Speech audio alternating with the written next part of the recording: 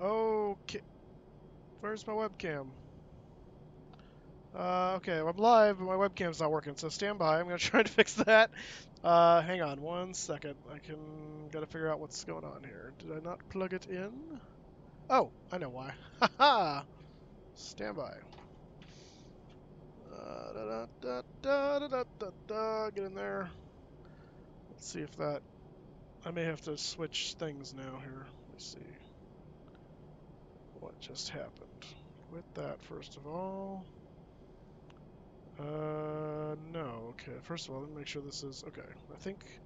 I think you're hearing me. I hope you are anyway. Let me see if I'm seeing any.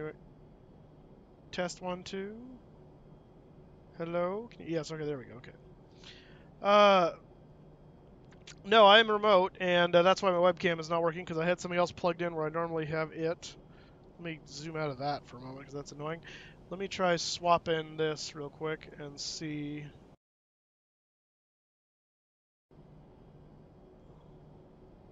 No.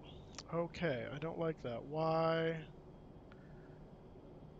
Where did my video capture go? Main monitor, video capture device. Should be the Logitech, yes. Hello. Configure video. Oop, there we go, done. Aha! Did that maybe work? Let's go back to live. I think it did. Okay. I think we're up now. Yes, okay. Huzzah! Alright. I'm glad you can hear me. Now you should be able to see me, at least in a second. There's a bit of a delay, obviously, as usual, so there it is. Now it's live for you guys. Okay. Welcome. Yes, as you can tell, my surroundings are a little different today. I am remote today in the sense that I'm not where I normally am. I am house sitting for my parents. So this is my dad's office that I took over. And in fact, let me gonna try something dangerous here. I'm gonna move this around. This may not be a good idea. Oh, of course it's captured around something. All right, so I'll kind of give you a little bit of a tour here. So this is my dad's office. This is the setup, which you can kind of see here. I'm looking at the very smallest little window to the world ever. And down here is an adorable dog. Katie, say hi. Hi. It's my parents' Labrador, Katie. She is an adorable dog. She's quite old now. I think she's 10 now. So she is, in dog years, she's older than my parents now, which is fun for them. Crap. Okay. I had that set. Why did that change? Stay. Is that about right? Yeah. Okay. So yeah. So that's yeah, it's a little different. Anyway. Oh, password for the live stream channel. Yeah, they just added this new weird password thing. I don't know what that's about, but it's currently. Oh, thank you, Chris, for sponsoring. I appreciate that very much. Framed sock moose behind you on the wall. Framed sock. Sock moose? What? Is that what you're saying? I need to put back there, or? Oh, there's a framed sock. That's from some weird thing. My dad was a choir director, so he's got all these weird, goofy things from students over the years. So that's what that is. But yes, thank you, Chris, for that. I do remember you, Carlos. Welcome back to the stream. What was I saying? My parents are in Europe. Took them to the airport last 2 weeks ago. No, last week.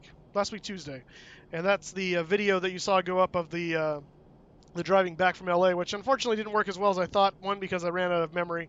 I tried to film it going down to the airport, and that video didn't work. Something goofed up with the GoPro, and I didn't do something right or something. So I didn't even have that footage. And then, of course, it gets dark when I'm coming back, so that wasn't ideal. But next time we'll have the kinks worked out, and I'll have a bigger card. I wasn't sure how much it was going to take. So, but yeah. So thank you so much, Chris.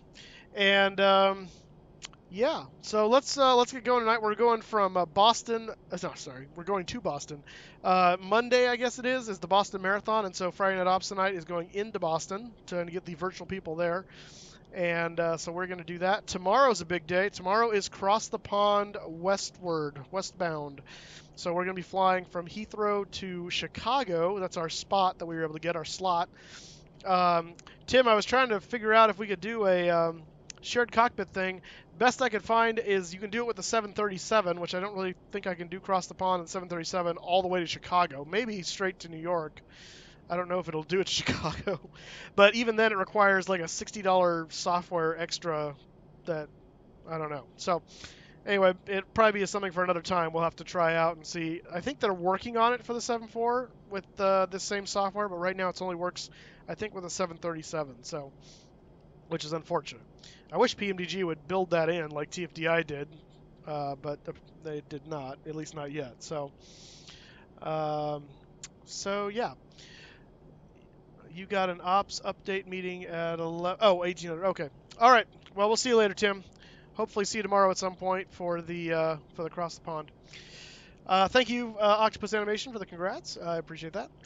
And yeah, so oh, sorry, that was the question I was answering for Kelsey. Sorry, the password to get into TeamSpeak is where is it here? It's currently live streaming. Capital C, capital L on live, lowercase s on streaming, but all one word. So currently live streaming. In fact, I'm going to put that in chat just so you can copy it out of chat. I don't know why they did this. It's really annoying. But there it is. So it's now in chat.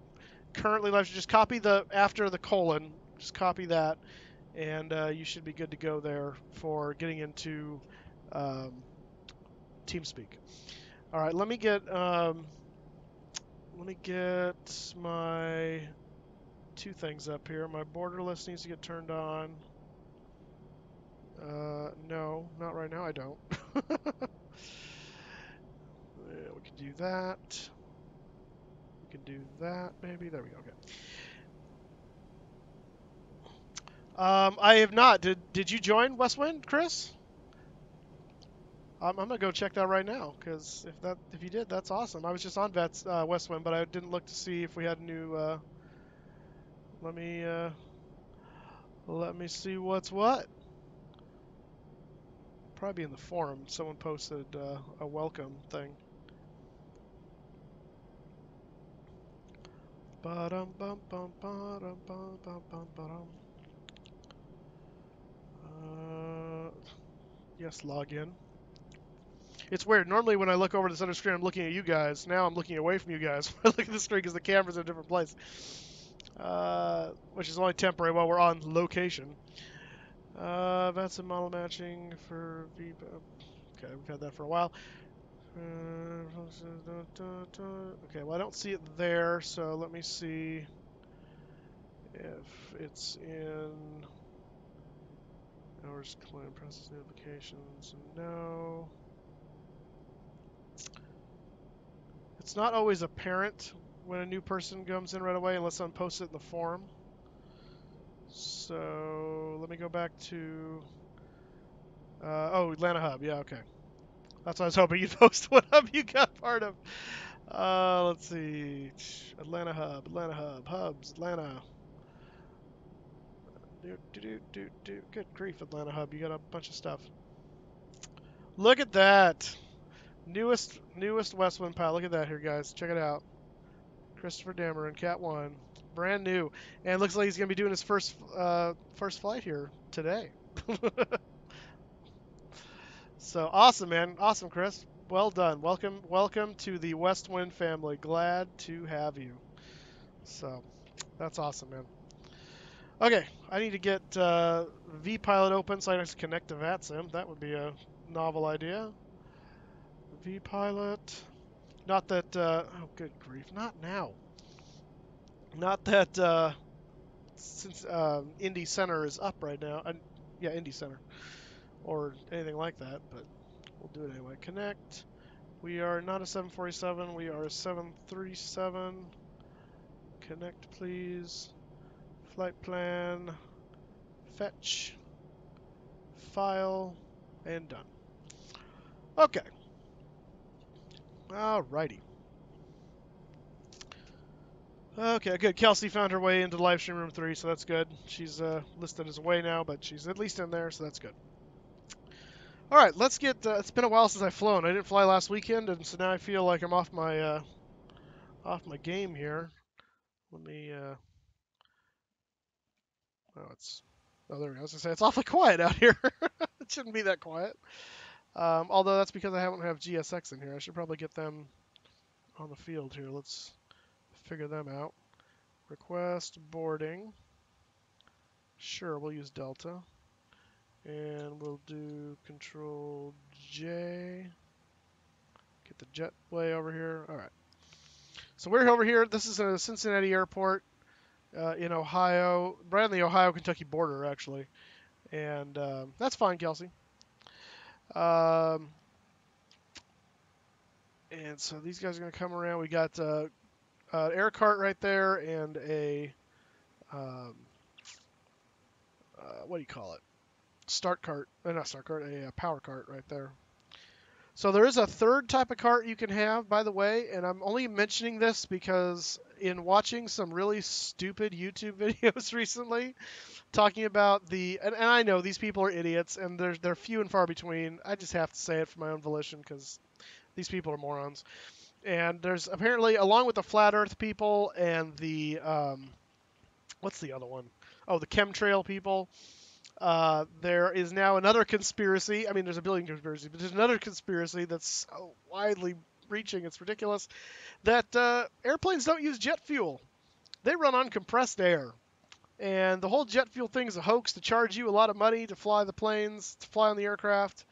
And apparently the airlines are in on it, the fuelers are in on it, the governments are in on it all around the world. I mean, there's so many people that have to be in on this conspiracy. And their premise for this is that jet fuel weighs so much, and we apparently have to take so much of it that it doesn't fit in the wings. The wings would fall off from the weight. It's ridiculous. So it's obviously stupid. I'm sure most of you, all of you, hopefully know that that's absolute bunk. But there is a third cart that you can get. There's the air cart, which is this is this guy over here, by the way, provides air-conditioned air into the cabin, so we don't have to use the APU. This is providing ground power, electrical power, so we don't have to use generators provided from the engines or the APU. There's another one called an air start cart, because engines start using compressed air. It uses pneumatic air. Pneumatic air, that's a kind of a oxymoron. Not an oxymoron, but a redundant. But uses pneumatic pressure, that's what I should have said, to turn a gearbox that rotates the shaft, that rotates the compressor, and once the compressor reaches a certain speed and is pushing enough air, compressing enough air where it can be ignited once you add fuel to it, then it can spool up on its own and reach its actual running speed. The start cart will never get it anywhere near its idle speed. The aircraft has to fire up to do that. So, and then the thing cuts out, and then it provides pneumatic pressure from the engine, from bleed air, to run other systems. So, but you can't have just pneumatics running. It can't run itself. You'd have to have pressurized air from somewhere in the tanks, in the wing tanks, I guess. That idea is just ridiculous. The fuel has to heat the air to expand it to release its energy. You need something to change state of energy to release that energy. And you're not going to do it just by blowing on a bunch of fins. It doesn't work that way. So, anyway, sorry, rant over. I couldn't help it. I saw that the other day, and I was almost like sad. I was just like, you gotta be kidding me. This is the most I saw that too. ridiculous thing ever. Hey, Chris, how you doing? I'm glad you're in my neighborhood. Well, I'm kind of in your neighborhood. Do you live in Cincinnati area? I'm exactly 15 minutes from the concourse. Oh, wow. I guess, okay, so we are very much in your area. That's cool. I Yeah, don't think. when they're taking off on 9, Hmm. when they're taking off on 9, they fly right over the house. Oh, wow, that's cool. That is awesome.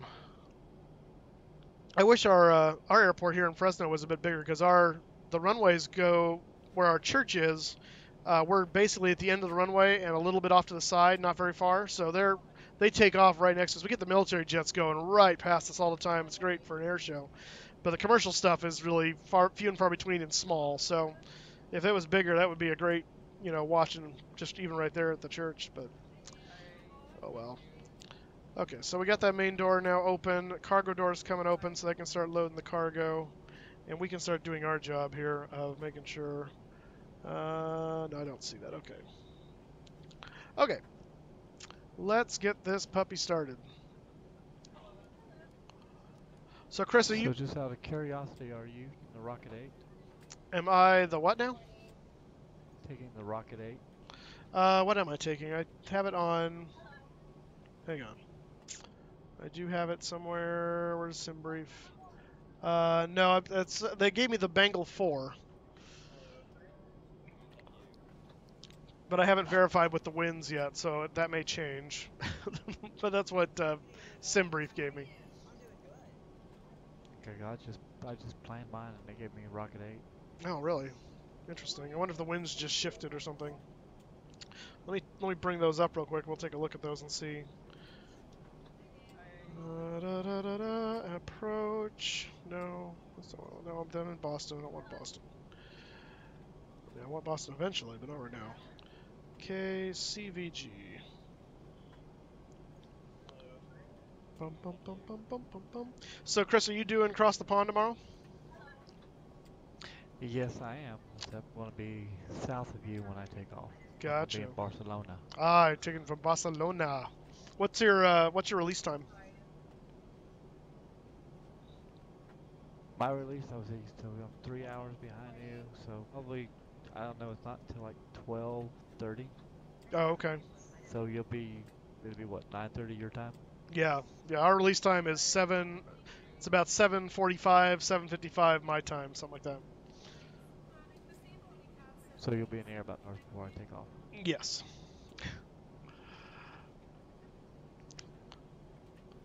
So, I'll be on TeamSpeak streaming it though, so you can join whenever you want and hang out. All right. So the Rocket 8 pace. Okay. Well, so the Rocket 8 takes care of pretty much every single runway. Well, that's interesting. That's You think nice. there's going to be a lot of folks in the morning? I don't know. We'll see. I know Cross the Pond's a big I guess a event. lot of European folk. Yeah, maybe we'll get some Europeans that way. And I mean, the nice thing is I'm on the West Coast, so anyone that's on the East Coast, it'll be, 7 my time is 10 o'clock on the East. So people are up and raring to go by then. It's the people on the West Coast that I'm the one who has to get up at like 5 to make sure I get breakfast and everything set up before before my departure time. What's the Bengal? Let's see, what did they give me here? To DJB is my first waypoint. Oh, I see. They have me going up that way. Huh. Yeah, that's interesting. Wonder why I did that. Whatever. Okay.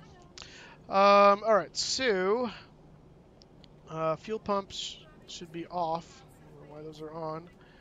Those are off. We'll go ahead and turn the window heats on. Those can stay off. Arm the emergency lights. Turn on the... I'm doing good. Cracks me up. Okay. 370 is our altitude. And we don't need that on because we have the ground air. Check our... Oh, that didn't do it. There we go.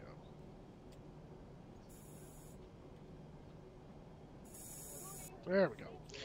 Okay, oxygen tested. I'm going to spin that up. I'm not going to turn those on yet. We will do our light test. Just go around checking all of our lights. While we're up here, also check our stick shakers. Overspeed, overspeed. Alright. Okay, lights look good. Let's get our position entered so we can check our TCAS.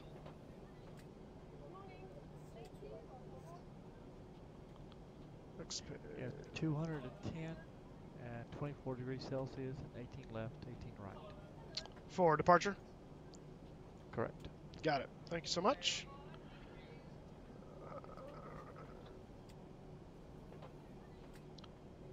CVG. Oh, hello. Donate to chat. Oh, wow. Blue Pug. Wow. Gift from Sweden. Well, thank you so much. Oh, we actually have flown to Sweden, but you know, because of that, I'm flying to Sweden again.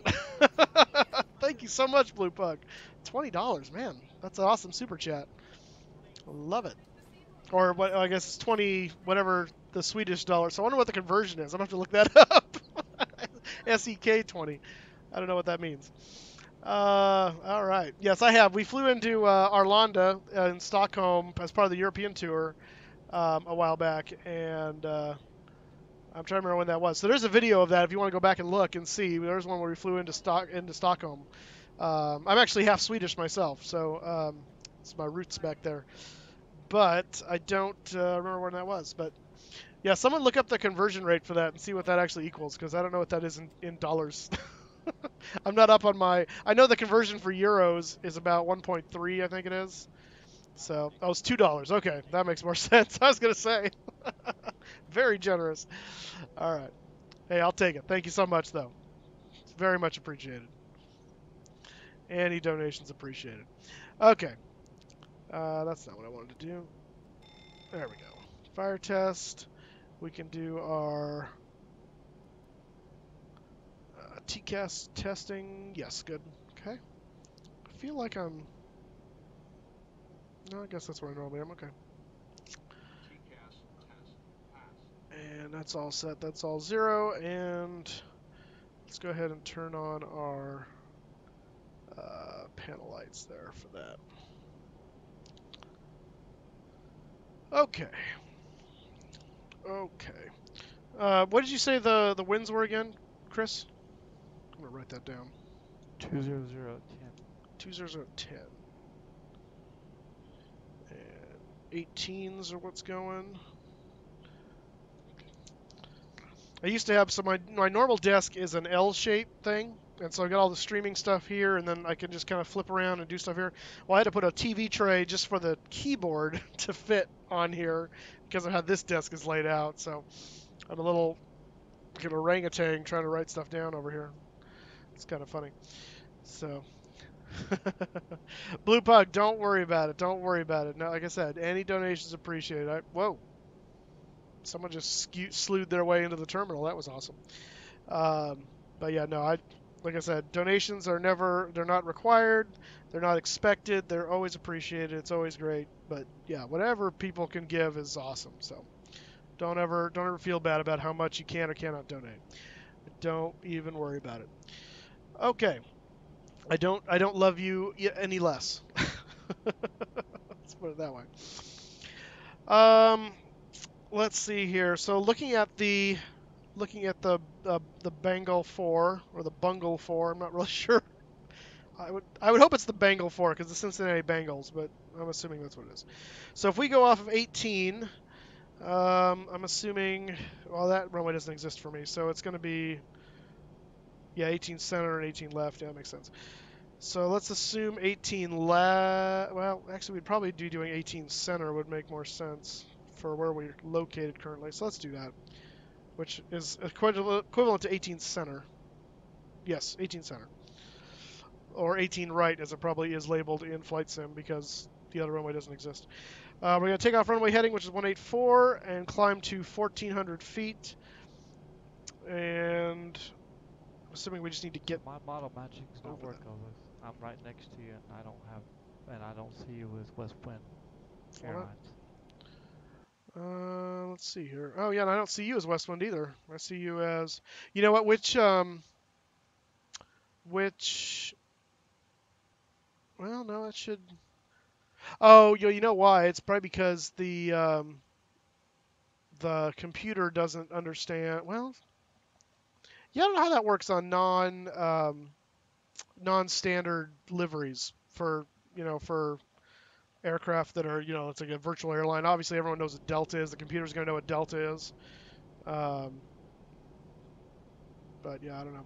Roger, I'm feeling much better, thank you. The last weekend I just didn't have any energy. It was a head cold basically, but I had no energy to do anything. So thank you so much. I am feeling great. Good to see you too, by the way. Leif, how you doing? Welcome to the stream. So 1400, we're going to climb out, and we're going to Floe, F-L-O-E-E, and then we're going to make a right turn towards Zuglu, and then to MIPI, and then HERM. And by that point, we're going to be perpendicular to the runway, or parallel to the runway, going the other way, up to Amat, and then over to Bengal, and then working our way toward the drier VOR. Let's see, so initial climb, so 18 center, climb heading 184 to 1400, then direct flowy, then on depicted route to Bengal. So we just need to climb up to 1400. At Bengal, turbojet aircraft maintain 6,000, all aircraft maintain 4,000.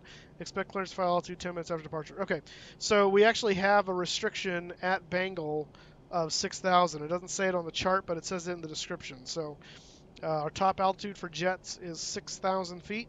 So we're going to be 6,000 until we get to Bengal, or unless ATC comes online and clears us higher. So that's going to be the plan there. So knowing that, we're going to set 6,000 in our MCP. 6,000 right there. 184 is our initial heading, so we can set that now.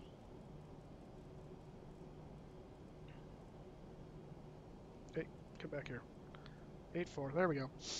And let's go ahead and get our route in here. Destination. Will you stop telling me it's restored? Okay. KBOS. WWA 1990. And next page. Oh. Departure arrival. Okay, so we're going to go departure off of 18 center. Bengal 4, 18 center. And the DJB dryer is our transition.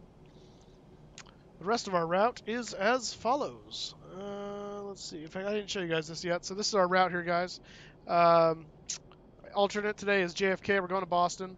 Flight level 370. We're taking 20,000 pounds of fuel because FNO. I always like to take a little extra because of possibilities of rerouting. There's our route. Bengal 4 to Dryer, which is DJB. Then direct to Dorrit. Direct to JHW, which is Jamestown. I can't believe I put that on the right one.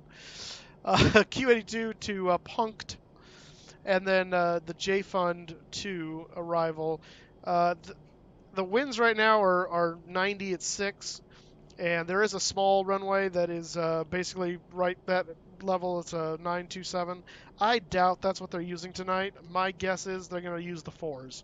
So initially it didn't give me a arrival because it expected runway 9, so I changed to 4 and I'm using the J Fund to arrival. So there's our routing right there. Our fuel, reserve fuel is 7.7. So we'll go ahead and mark that accordingly. 7.7 for the reserve fuel. Whoops. Just want to put that away because I need to see that. So we're going DHB to Dorrit, D-O-R-E-T. R-E-T. And then to JHW.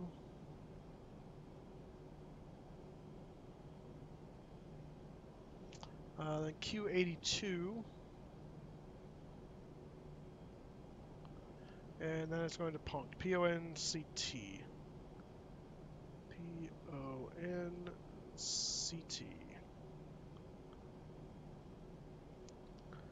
And then we do the arrival, which is the J Fund, and we're assuming runways 4, and we'll set the actual runway based on the VD. Oh, there we go. Let's see, 4 right, 4 left. Probably 4 left would make more sense based on just our angle. Oh, there is no ILS runway 4. That's right. So do ILS 4 right. We'll assume that. And the windy transition, I guess. Okay. We'll activate that, execute that. Check our legs page for discontinuities. And it looks good. Vectors to Winnie. Yep, good, okay. Alright, so that's good to go. Initial reference, 0 fuel weight is 118.7. Reserves, I said, were 7.7. Cost index is 80. And flight level is 370. By the way, just for those of you that may not be familiar with how this process works, the perf-init, this is performance initialization is what this stands for, by the way. We're just inputting our weights and fuel and altitude information for the computer to know what we're doing. So just a quick little description here. This top number here is our gross weight. So that's the total weight of the airplane with the payload and fuel combined. And that gives us our CG, which is our center of gravity, is 28.8%, which would be necessary if we needed to calculate how to balance the fuel. The computer does all that for us and trim it accordingly, so that's okay. I'll be quiet. Our fuel here, plan and actual fuel, what we planned for and what our fuel is, we have 20.2 thousand pounds. These are in thousands of pounds on board. Zero fuel weight is the weight of the aircraft plus the payload minus the fuel. So that's just without the fuel. The reserves is the amount of fuel we have to, once we reach that, we're supposed to go to our alternate. No matter what's going on, we go to our alternate airport. Cost index is it's a kind of a rating ratio of what the computer will decide to save fuel versus speed. So the lower the cost index, the slower the flight, the more we save fuel, but we get there slower. The higher the index, the faster we'll get to our destination, but we're going to burn more fuel. So depending on the type of aircraft, this number can range for what the top number is. 80 is a pretty common number. A lot of the budget carriers will use a number closer to 30 just to save even more fuel. I've even seen as high as 150 before, but yeah, I just use 80. 80 is a nice kind of balance between fuel and speed. So then our cruising altitude. This first one is the max cruise altitude we can sustain right now based on our weights, and that's 391. We're only using 370 today. And then cruise and wind is something that it'll give us when I execute this in a second, I think. No, it won't. I can enter in a cruise direction, wind direction in there to kind of refine that even more. I'm not 100% on how that works, though, so I just kind of ignore it. Transition altitude is 18,000 feet. This is the altitude at which we switch over from using our barometric pressure altimeter to a flight level, and it uses standard pressure, which is 29.92 or 10 is it 1013? I think it's 1013 millibars if you're using millibars. In the United States, we use inches of mercury. In the United States, it's always 18,000 feet. That's where Class A airspace begins. In Europe, this will change depending on the country or the airport you're at. And sometimes it can be as low as 4,000, 5,000 feet. Sometimes as high as 10,000 feet, 18,000 feet. But in the U.S., it's always 18,000 feet. So, and one limit, we're going to decide how much thrust we're going to use for takeoff. And this is a fuel saving. It is 1013. Thank you, minimums. This is a fuel saving measure. We are very, very light today because we don't have a lot of fuel and we don't have a lot of we don't have a lot of fuel. We don't have a full lot of weight. We're about 68% loaded or something like that. So I'm going to go ahead and do derate 2 and climb 2. That'll save some fuel. We don't need full power for takeoff. And then finally takeoff, we set our flaps. We're going to use flaps 5. That just helps the aircraft calculate our V-speeds. This is where we put in that trim number, 28.8. And it gives us our trim number of 4.58 trim units, which is right down here on this wheel. We'll set this to 4.58. And that's just assuming the aircraft is balanced in a certain way, so we make the trim of the elevator a certain way so it doesn't immediately want to land on its tail, or I don't have to pull the yoke so far back to try and get that nose in the air. I keep looking over here like the camera's over there. The camera's right in front of me. I'm used to it. Sorry. Do Americans like Europe? I think so. We travel to Europe all the time. Do we appreciate the politics of Europe sometimes? No. I think a lot of that's ignorance, though. I don't know that most of it's well informed. I think if you watch any of the chat shows where they go out and interview people about who our president is and who our vice president is and who our Speaker of the House is and what current issues are on the table today, nobody's got a frickin' clue. People are living in their own ignorance, and it's really sad. I like to try and pay attention as much as possible to the world. There are others that do, but the average American, I don't think, has a bloody clue what's going on. So if they don't like Europe, they probably couldn't give you a good reason for it, and their good reason would probably be wrong. So anyway, my parents are over in Europe right now. They're actually in, well, they just left Florence. I'm not sure where they are at the moment. They're working their way up towards Switzerland at the moment. They started in Italy, and they're working their way up. They're going to end in May in England, and then fly back from Heathrow on the 9th. So yeah. Um, so yeah, so if you live in one of those areas and you see a guy walking around that kind of looks like me but older and less hair, say hi. That's my dad with his wife. Um, my mom. That sounded weird. V1 is 137, rotate is Yeah, I did. 137, and V2 is 144.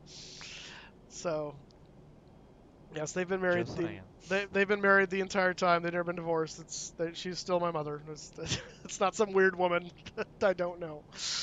Um, but it's easier to identify him because he'll look similar to me than it will be her. V2 is 144, so we're going to go ahead and set our speed over here to 144 plus 15, which is 159. I hope they never watch the replay of this live stream.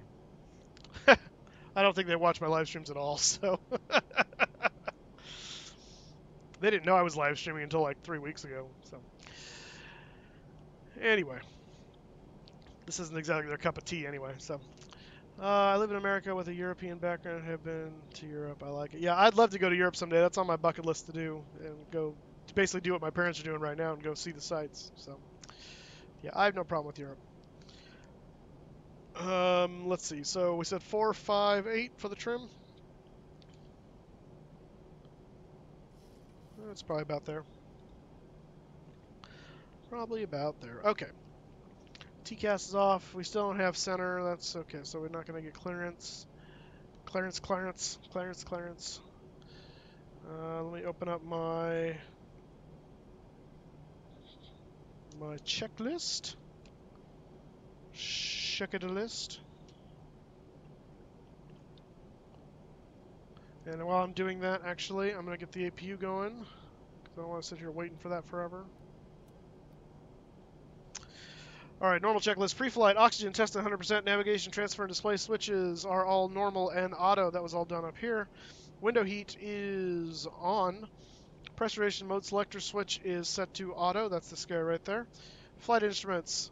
Heading is showing 186, and that matches on the whiskey compass. Altimeter is the one thing I didn't get. Did you get the altimeter setting, Chris?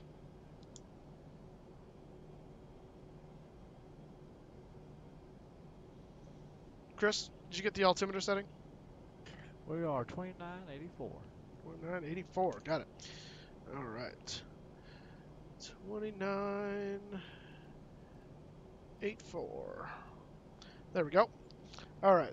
So altimeter is 2984. Heading is 186 currently. And parking brake is set. And engine start levers are cut off. So we need to shut our door. Or all the doors, really. Doors, close. Close. I believe the APU should be started up now. Yes, it is. So we're going to switch over to the APU bus. And that means we can disconnect the ground power. Oh, you know, before I do that, let's switch over to... Let's turn the packs on for the passengers with the APU bleed. Ground connections. We will... Oops, don't do that. Remove the air conditioning cart and the ground power cart, and we're going to remove the wheel chocks. Back to the FMC. Make sure our nav lights are on. Logo lights are going to come on. We're going to turn our anti-collision light on at this time because we're going to be starting up very shortly. Is my dome light on? Nope, it is now. Okay. Let's turn that off. Okay. Alright. Let's go ahead and get him in position. Request. Next. No. Prepare for pushback. And based on where we are, we're going to be going nose to the right. No, I do not. Okay. All right, so he's going to get himself in a position. We're going to turn the fuel pumps on. Do we have anything in the center tank? We do. We do. So we'll turn the center tank pumps on as well. Beacon is on.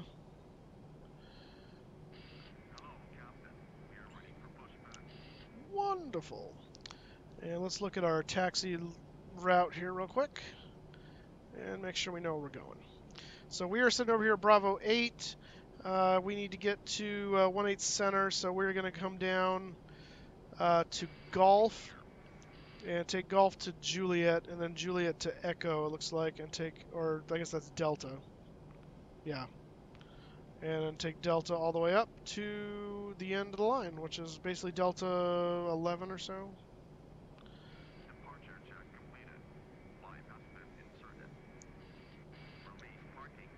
All right, don't get ahead of yourself there. All right, before start checklist, flight deck door is closed and locked. Fuel pumps are on, and we verify we have 20,000 pounds. Shut your face. Passenger signs are on. Windows closed and locked. MCP V2 is 144, which is that plus 15, 159. Heading is set to 184 and altitude 6,000. Takeoff speeds are 137, 137, 144. CDU pre-flight's complete. Rudder and aileron trim is free and 0. Taxi takeoff briefing is complete, and anti-collision light is on. Parking brakes release. Brakes release at 2347. All right, Briangren, how are you doing? We're in. Whoa. Guess that was dumb. Should have pulled the jet way back. We are in Cincinnati, heading to Boston. This is Chris right over here to the side in the white paint, which is actually a Westwind aircraft. I don't know why either of us are sure why we can't see the other as a Westwind flight, but we'll figure that out.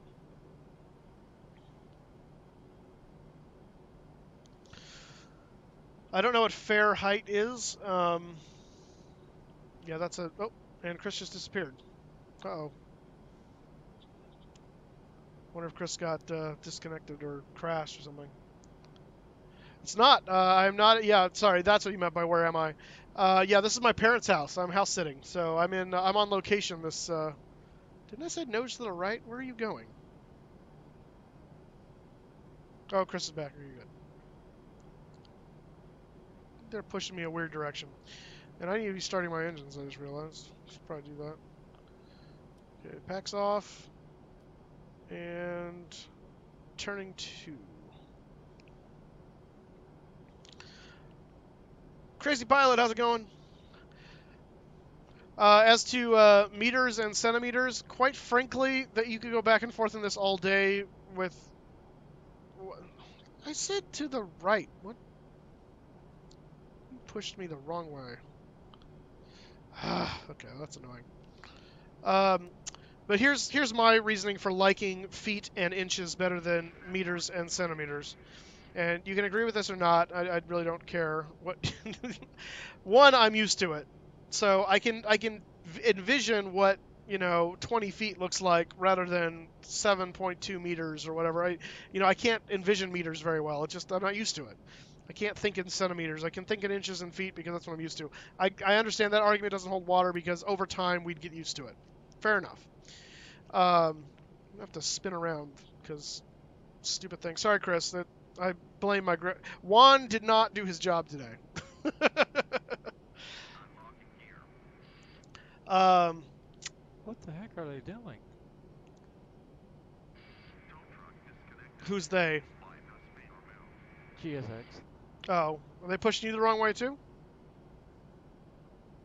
Yeah. Did you tell them to go left? Because I told my guys to go right, and they put me left.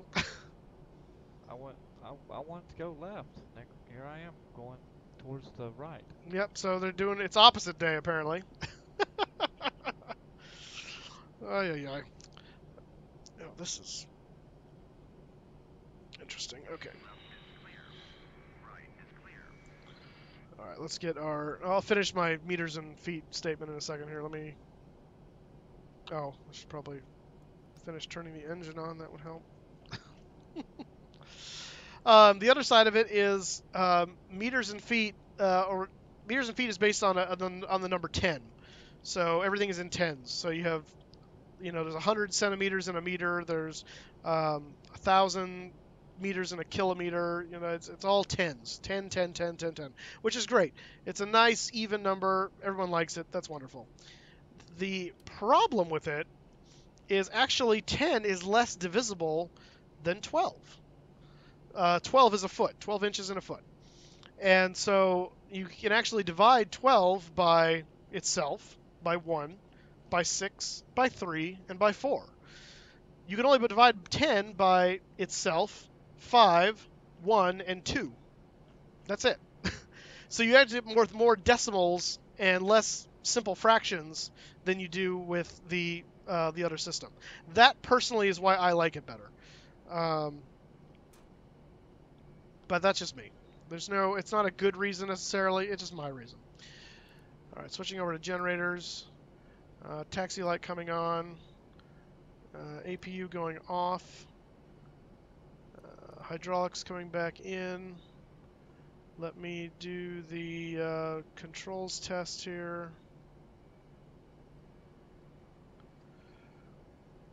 Two up, one down. Two up, one down. Two down. Two up. Neutral. Full left. Full right. Neutral. Okay. All right. So I'm going to spin around here to get out of Chris's way. Excuse me. It was like a hiccup and a burp all in one. Go ahead and set flaps 5.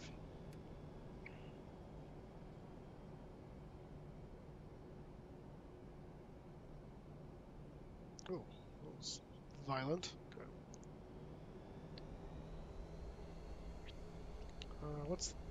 What's the master caution here? 3. Anti-ice. It's 24 degrees C outside. Really? That seems high. So why is the anti-ice yelling at me? Anti-ice isn't on. Oh. Pitot heat's not on, that's why. Stop that. Every once in a while that reverser likes to cut in. Okay, we'll go and take this taxiway over here. This airport's all kind of funny now because in real world, this terminal that's right in front of us now does not exist anymore. And the one above it doesn't exist. Nothing about this airport is right. Nothing. Yeah, it's all wrong. It's very, very wrong. All right, for those of you that are new to the channel, if you haven't been here before, make sure you hit that like button and that subscribe button. I would definitely appreciate it as we get ready to cruise into the sky for Friday night ops. Kind of surprised there isn't more center controllers on in this area near the Boston realm, but whatever. What are you going to do? So I think this is J here, yeah. I think. Who knows? Who really does know?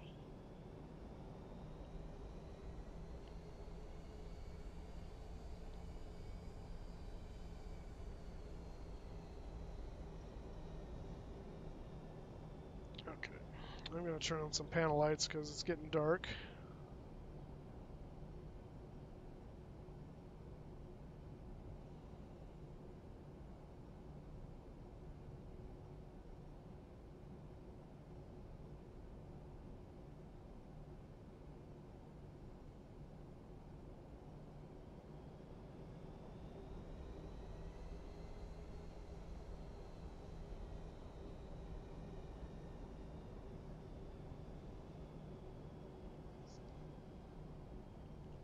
So you see our route on the screen there on the PFD, or the ND rather. We're going to be going south and then making a big right swing around for our departure. Oh, probably turn a transponder on at this point would probably be a good idea. Alright, we'll go all the way down here to Delta, and then we'll take Delta all the way up.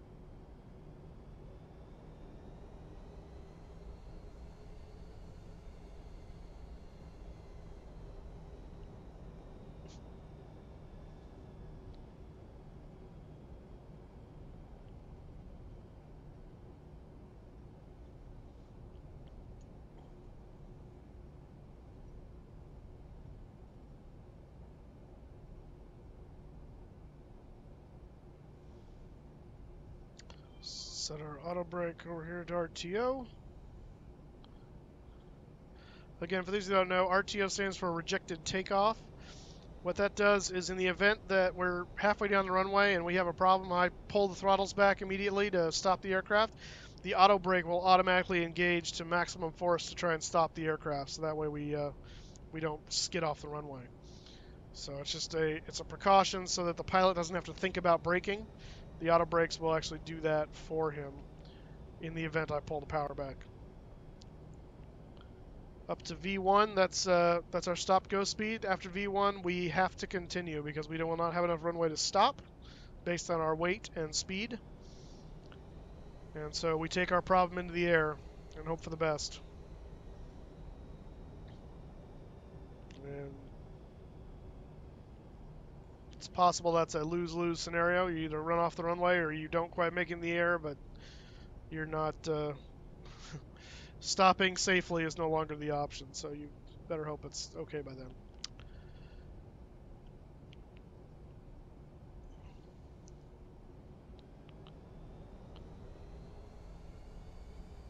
Typically, the way most pilots will do it is they'll stop for, before 80 knots, they'll stop for minor things, just to be safe. After 80 knots, they'll only stop for major things like engine fires and such things like that, major system failures. And then obviously after V1, you don't stop, you go, and you do your best to get back to the airport or whatever.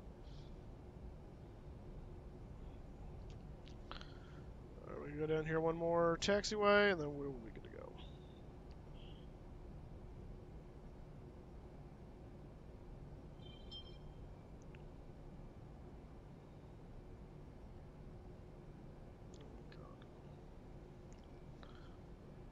Alright, I'm guessing Chris is behind us.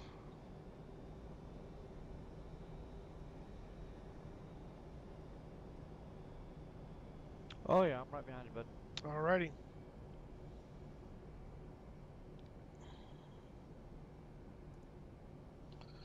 I see no traffic on TCAS, so I'm going to head to the... Stop that. Stupid... Oh, what is the deal with that thing?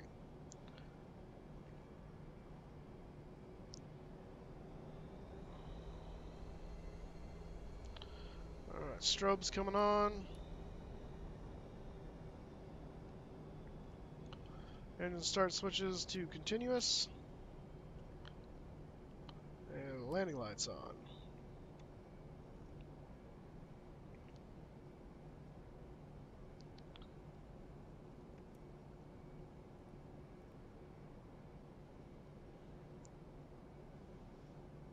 Alright. Here we go. Hit the clock. And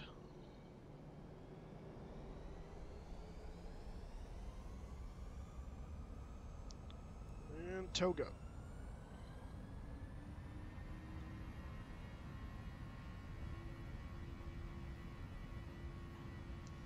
I'll keep my hands on the thrust levers until we hit V1. At that point, my hands come off, so I'm not tempted to pull the power back. Past 80 knots already.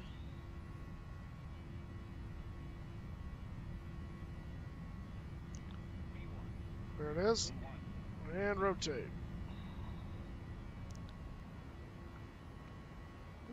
A little jumpy there. Positive rate, gear up.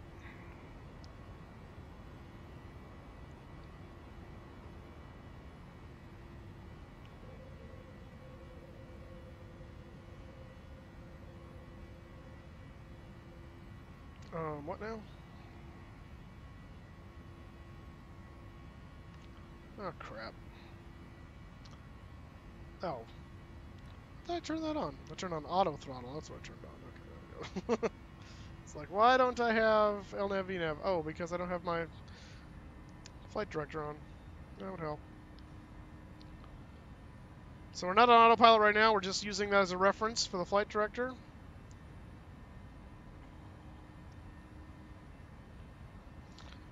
And we're going to set flap 1.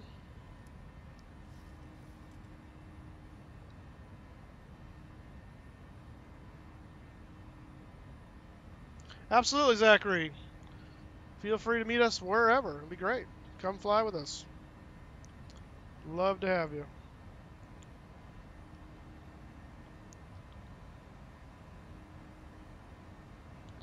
And flaps up. Alright, Moose, I'm taking off. Go ahead, I'm just passing 4,000.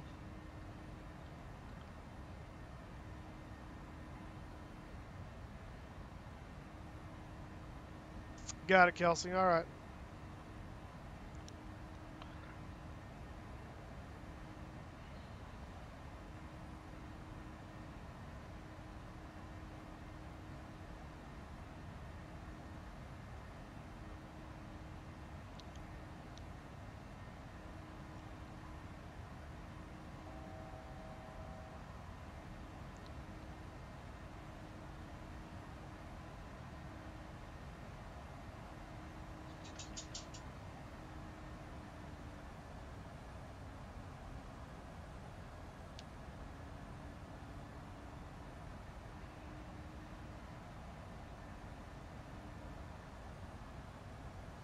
All right, so we have that 6,000 restriction, so we're going to hold here.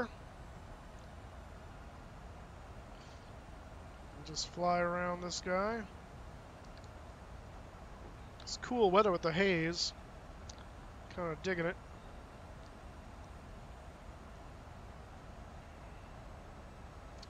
So go ahead and turn the gear off, set the auto throttle to off, since obviously that's not necessary anymore. Or the, not the auto throttle, the auto brake.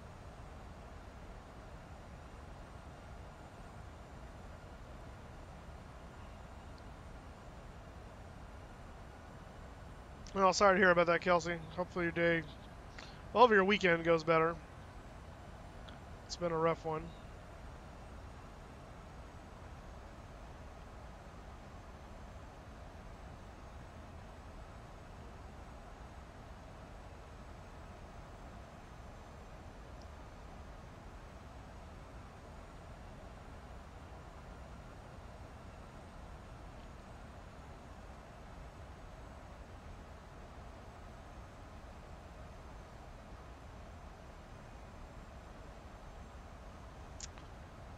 I'm thinking this is the Ohio River here.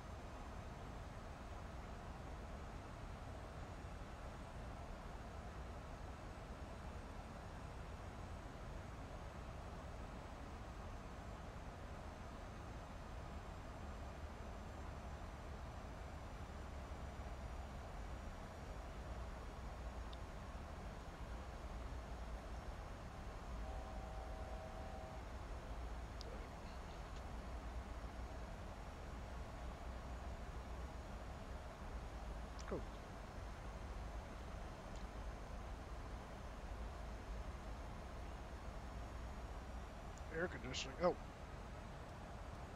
Packs off. That would be good.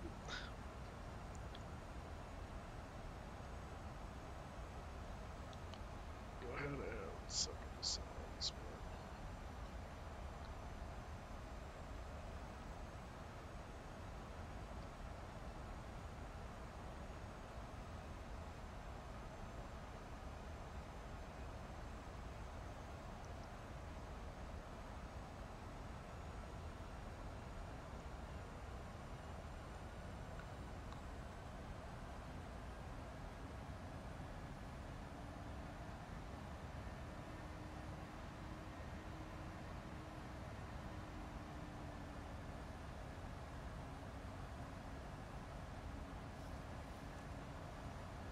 Okay, by now we would have been given clearance up higher, so I'm going to go ahead and set cruise altitude.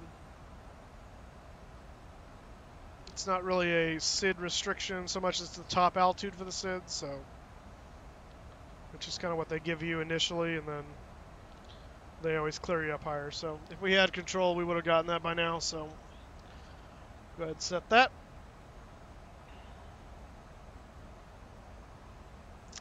Flight I've done in a VATSIM live stream that I'd like to do in real life. Well, probably any of them, really. I mean, I would love to fly any of these routes in real life. I'm just happy flying. So I don't know if there's any preference per se. Anything that gets me on a 747 at least once in life before they all go away would be my dream at this point. I want to be able to fly on the Queen at some point before she goes away. Those opportunities are fading quicker and quicker. I think if I had my option, I think I'd take a Lufthansa 748 would be a cool thing to do, to go back to Frankfurt. I'd like to visit Germany anyway, so that'd be a good excuse to do that. But yeah, really any flight is a joy for me. I just love being in the air. I am definitely an aviation nerd through and through, and when you get me up in the air, if you close the window shade by me, I'm putting it back up. So, what's going on here? Why aren't you climbing? Oh, I know why. I know why. There we go. Up, up, and away.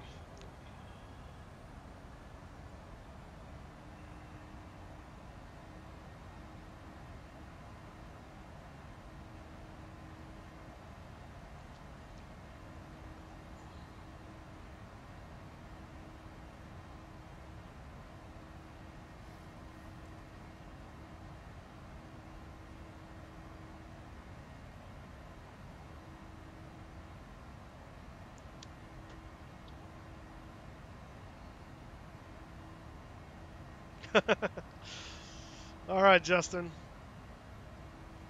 I had one, so I'm coming back from Flight Sim Con. This is last year. This is last June, and we're coming back. I was flying Delta, and I always arrange so I have a window seat, because that's, I mean, obviously I love the window seat.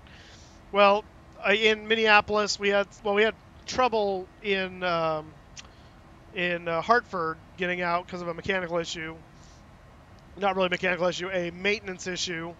They overfilled the lavatory or something and spilled fluid everywhere. Anyway, it delayed us for a few hours, and so by the time we got to Minneapolis for the connection, we were going to miss the flight. And then the flight that we were supposed to be able to get had a mechanical thing with a fuel pump. So basically I had to try and rearrange my schedule. So I found another flight, 757, which is the same as what it was going back to LA at the time anyway. But it meant I had to have a aisle seat, because I got stuck in the middle. Worst seat ever for a large person, by the way. It actually wasn't that bad. I was seated between two women, and so they're smaller, so that makes it okay. But the girl next to me at the window seat, she gets in there very closed off. I always try. I'm a very friendly person by nature, and so people sit down. I'm going to talk to the people that are next to me in the airplane, at least just to say hi and kind of get their story quickly. And if we don't talk the rest of the flight, I'm fine with that. I don't care. I'm an introvert. I'll mind my own business. But I was trying to just kind of make some quick little chit chat with her, just to kind of say, hey, how you doing? And she was just very like closed off, nothing. Like she was a young person too. Like dude, okay. All she wanted to do was sleep. So she gets over there, she closes her window shade and goes to sleep. I'm like, great. It's gonna be one of those. So the window's closed the whole time. I feel like I'm in a tube. I can't see anything. So we take off, and then once we take off, she gets out her thing and she's watching movies and videos, and the window shade never comes back up at all. Finally, we get to the point where we're gonna land, and I'm like, you know what? So I kind of leaned over to her and said, hey, do you mind if we open the window for the landing? And she's like, oh, okay. So she kind of like very like half puts it up. I'm like, dude, you are in a miracle right now, flying 35,000 feet above the earth, and you can't even be bothered to look out the window. I mean, how jaded are some people? I don't understand that. I can't comprehend it. I'm just always fascinated, but looking down on where we normally are, because you don't get that chance. I paid, $400 to travel up in the clouds, and all I'm in is a tube, and I can't see anything. Like, what the heck? So, anyway. Kelsey, do I have any fears? Absolutely. I do not like spiders. I mean, so let me. There's probably a caveat to this, and that is the difference between a fear and a debilitating fear. And let me clarify what I mean by that. So there's certain things that people are afraid of. I mean, we're all afraid of getting shot, I would think, to some extent. All afraid of death to a certain extent. We're all afraid of anything that causes pain to a certain extent. I mean, as humans, we try to avoid these things because they're not nice things. Then there are debilitating fears that we're so scared of something that it causes us to shut down, and we can't deal with that, and we have to get out of there and whatever. That would be a debilitating fear. And I don't know that I haven't experienced necessarily a debilitating fear for myself as of yet. So I don't know what that would be for me at this point. I don't like spiders. I'm not deathly afraid of them, but I'm not crawling through a spider web. In other words, I will take the spider web out and get it away, because I'm not going to have creepy crawly things falling on me. That's just not okay. But it's not so much where I'm going to like freeze up and I'm not going in there because there could be a spider in there. No, it has to be done. I'm going to go do it, but I'm not going to like it, and probably going to take me a little longer while I find all the spiders so I can kill them first. So things like that. I'm not afraid of heights per se. Again, not in a debilitating sense. If I'm up high and feel stable, then I'm fine. If I'm up high and it's shaky, that's where I get kind of, okay, this is difficult to do now because I don't feel like I'm on solid ground. But I can go to the top of a skyscraper. I can be on the top of a really tall ladder. I can be on top of a scissor lift. Once I get used to my surroundings and feel stable, I'll be up and working and doing my thing. I can look down and be okay. So I don't like heights in the sense that I don't like being exposed in heights, I guess is the right word. But if I'm in solid footing, then I have no problem with heights in that sense. So yeah, I don't know. There aren't too many things that I'm afraid of, though. I'm a fairly confident person, I guess is what you would say. My general... Go ahead. I don't know, I can't really find it on the forums anywhere, but I was just wondering, you know how it's 8 o'clock at night, or 7 o'clock at night, and we still got daylight outside, but when the Sims at 7, 8 o'clock at night, it's pretty much dark. And I wonder if Lucky Mark going to ever figure out how to change that, you know? Yeah, I don't. That was something that was a well-known bug with Flight Sim with regard to time zones. Even the location of time zones were wrong, I found. Like, you'd go to certain areas that are clearly in Mountain Time, and it would consider you in Central Time or Pacific Time, but you go to the next airport over, and now it thinks you're in Mountain Time. is weird. So there are some definite issues with the timing of the sim, and as far as the brightness of the sim, I'm not sure how well modeled it is to a certain extent, because I know it does more better at in the summer than it does in the winter, like it should. Like, for instance, right now, or in the summer, for instance, we have a lot, several more hours of daylight than we do of nighttime. In the winter, it's the other way around. There's more nighttime than there is daytime, because of where the sun's position is relative to the either Tropic of Capricorn or the Tropic of Cancer or the equator. But I don't know how well the sim models that, and if it's just kind of a more a generalization. So depending on how extreme you get up the hemisphere, the less accurate that gets. I don't know how well that's modeled.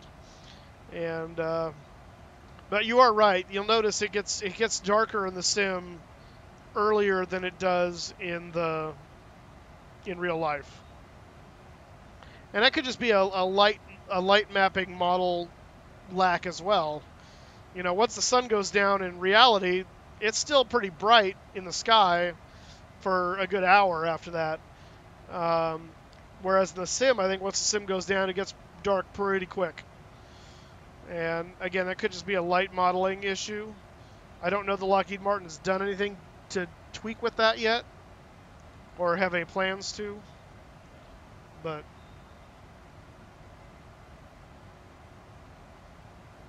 It'd be nice, kind of, sort of. But I guess it really doesn't matter.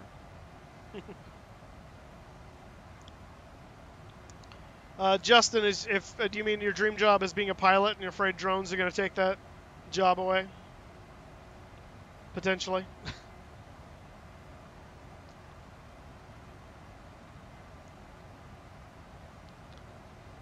I don't know that's a legitimate fear yet. I mean, down the road for sure. But I don't even see your vapor trail, man. yeah, well, did you climb straight up to cruise? No, I'm to 26,000 feet. Oh, okay. I'm passing 26 myself. Let me. Oh. Well, you know what? If you went the direction I think you went. Oh wait, I think I see you back there. Yeah, I'm at 6 o'clock. Yeah, you are 6 o'clock. Do I have a vapor trail yet? Oh, I do. I don't see it. Huh. I'm glad I came out here, though. It looks beautiful out here.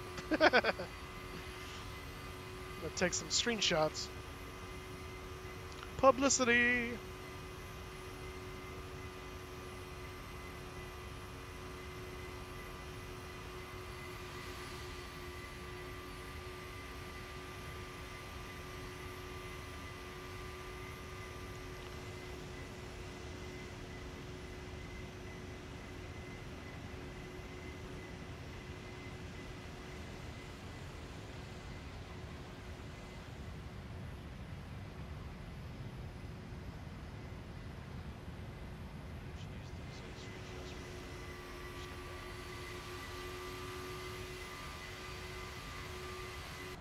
Fox, I heard you said something, but it was so quiet I couldn't tell what you said. Try that again.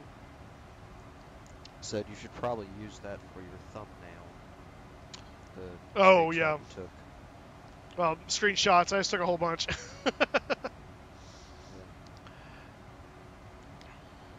I'm actually using. Try diversifying them like that, not having them like while you're on the ground. Right. Well, I've done I've done a few more of that. Like the one this time is a screenshot of actually from when I was flying to Seattle, the last time we did FNO. So, yeah, I have to remember to go out and get screenshots while I'm in the air, because getting them when I'm, the other way, then I have to take off just to do the screenshot and then actually do the flight. And it's no bueno. So, all right, we are 571 miles away. We are, Cleveland Center's up, Boston Center's up. Are we in anyone's territory yet? Where are we? Let's find out. Vatastic. Nope. We are in no one's territory. I thought it said Cleveland Center was up. Hey, fantastic. Refresh. Yeah, the stars are actually starting to come out for your thing, isn't it? Yeah. Real rapid change in I know, the right? scenery compared to like 5 minutes ago. Yeah. Right. Yeah, It's like, crazy how the nighttime does that even in real life, where you'll be out there one minute you can't see anything, all of a sudden just like there's 50 different stars out, and you're like, oh. yeah. Yep. Okay, I thought I saw Cleveland Center online. I do see Cleveland Center online. They're not showing up on Fantastic yet, though. Okay.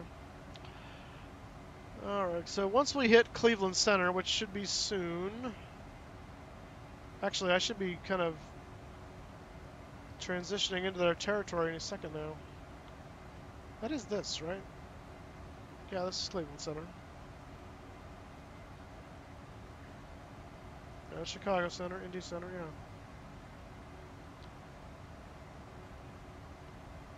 Cleveland Tower is online. I'm not quite in the Cleveland airspace yet. Oh, here we go. There they are. Please contact me when he's not responding via private messages. Yeah. 134.9. Got it.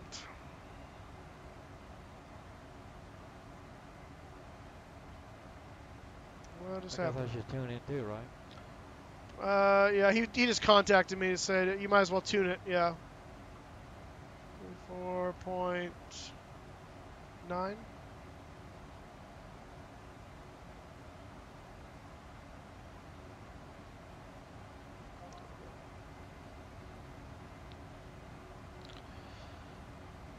Cleveland Center, West Wind 1990 is with you at flight level 327 for 370. Cleveland Center, block 5751. 5751 for West Wind 1990.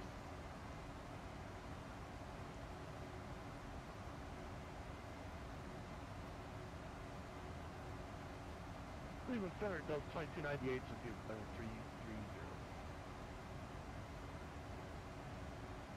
Oh, it's 2298, Cleveland Center, block 5727.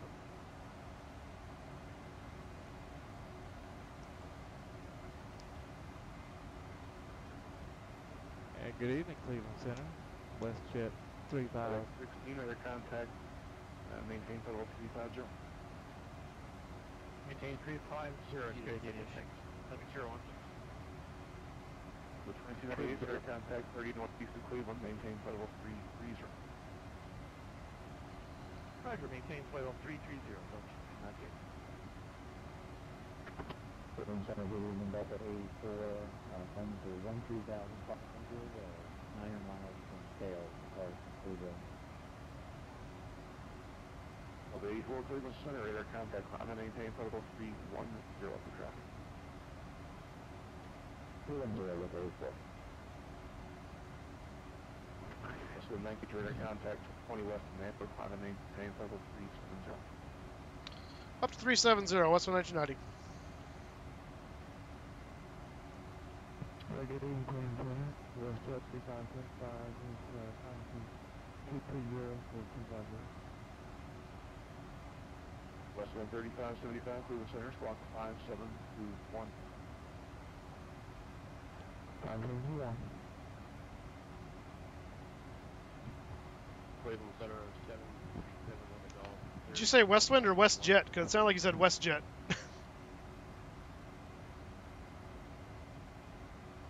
Boeing 737 in the Gulf, Cleveland Center, radar contact, maintain. I hope he said 5721. I think he did.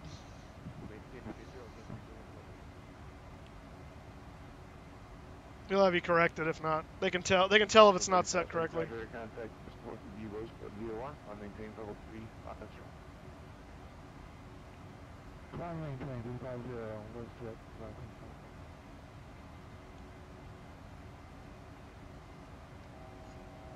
565. Oof. Yeah, Chris, are you saying WestJet or West Wind? Because it sounds like you're saying WestJet. West Wind. West Wind. Okay.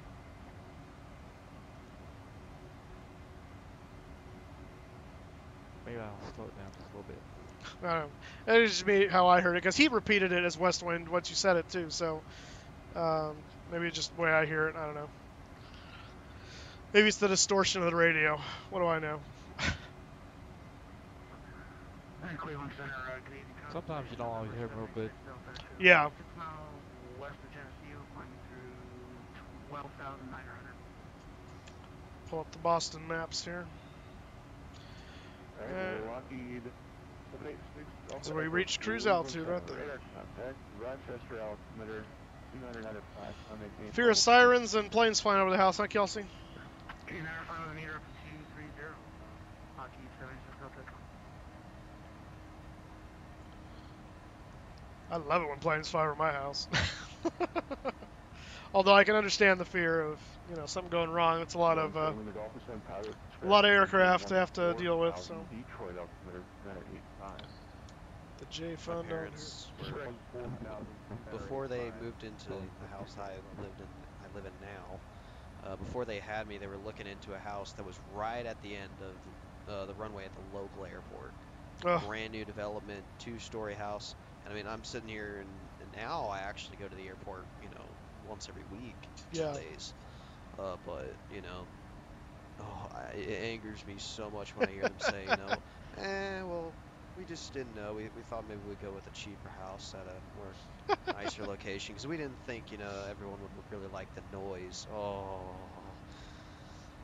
Well, that's the thing. That's the there's a two-edged sword there because for non-aviation people, that's a huge detractor. And what just made a funny clicky noise? Oh, I heard a couple pops in your mic during the stream. Cleveland Native just came on.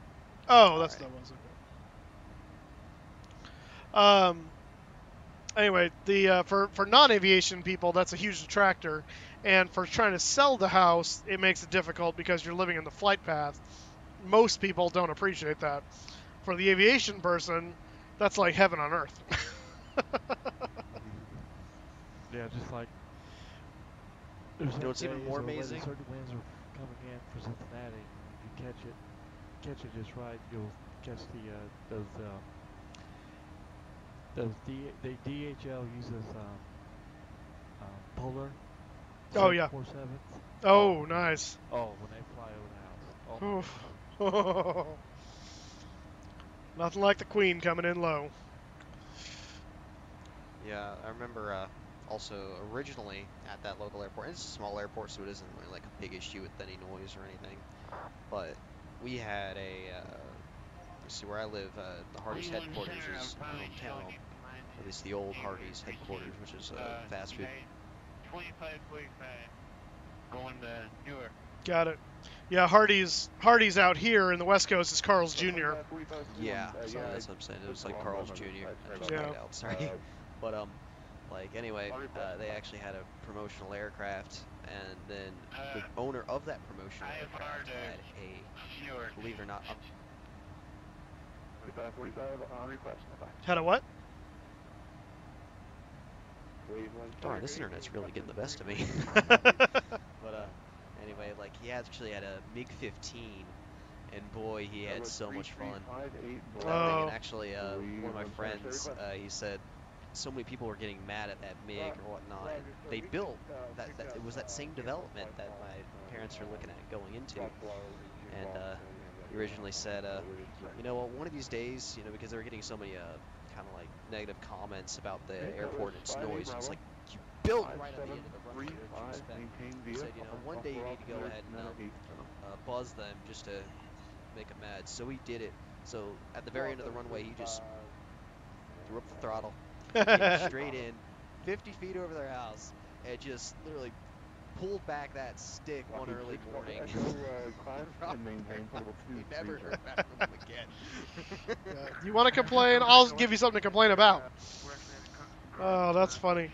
Yeah, I never understood that, though, is people that will knowingly buy a house right at the end of a runway, and then you have the gall to complain about the runway noise. Like, you bought a house right next to the airport. It's not like you didn't know the airport was going to be there. It was already there. It was there first. Remember, this is 20 years after the airport was already there. Exactly. So there's no excuse. People just, ugh. I have no patience for people like that. It's like, yeah, you know, your failure to understand what you were getting into is not other people's fault. It's your fault. I mean, hey, Just as 'cause the old like shirt saying goes, you know, I'm a pilot. Let's just assume I'm always right. Exactly. Yeah, exactly. Just because some slide-talking realtor said, "Oh, there's an airport there, but it's all Cessnas and little prop aircraft. They'll never be jets," and you believed them, that's your fault. That is your fault. Bravo, contact Boston Center 123.75. 123.75. Bravo, get in. Hey, Moose. Yes, sir. Just out of curiosity, I mean, I've done a few long haul flights, but not quite. And I've never done a cross the pond flight. Uh-huh. So this will be popping my cherry on this one. 981, same I lot mean, number. are you planning on sitting around the whole time, or are you gonna do a live stream and take a break or anything like that, or what? I'm live streaming the whole thing. So it's going to be I'm in for the long haul. When you do long haul though, and when you fly in VATSIM in general, you can request. You can, especially it's a little easier to do that actually and cross the pond, because you're really only coming on and making position statements when you're over the Atlantic. And so, but generally it's good form to ask the controller and just say, hey, I'm stepping away for about 5-10 minutes. You know, something like that, just to get up and go to the bathroom or whatever. You shouldn't, you know, be gone for an hour. That would be dumb. You can do that offline, but don't do that online. But yeah, I'll be streaming the whole time, so I'll probably get up occasionally to go get, you know, something to drink or some snack stuff. And in fact, that reminds me, I need to go get snacks tonight before I go to bed, so I can have that in the morning. But yeah, that's what I did when we did the flight from New York to Heathrow on the stream back in October, I think it was. We did our first long haul across the pond. That wasn't on VATSIM. That was just that was offline. That was just a stream. But that was a lot of fun. You get a lot of people on there hanging out and shooting the breeze, and it was an event. So, but it does make for a long day of flying, but it's worth it. That's why I don't do it very often. People always say, "Oh, you should do long haul. You should do long haul." Well, yeah, I'd like to, but I need to make sure I have a day I can kill, because that's what it's going to take.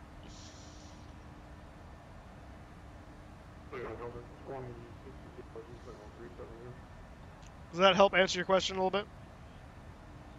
2062. Contact Toronto Center 125.77. Sure. What was that, Chris? 2062 Toronto Center 125.77. I was saying I think he takes that as a yes. Oh, got it. I saw his thing light up or go off right as you got finished talking, so I thought that was him, and it was quiet, so I couldn't really hear. Maintain maximum forward speed. Your sequence is number 1.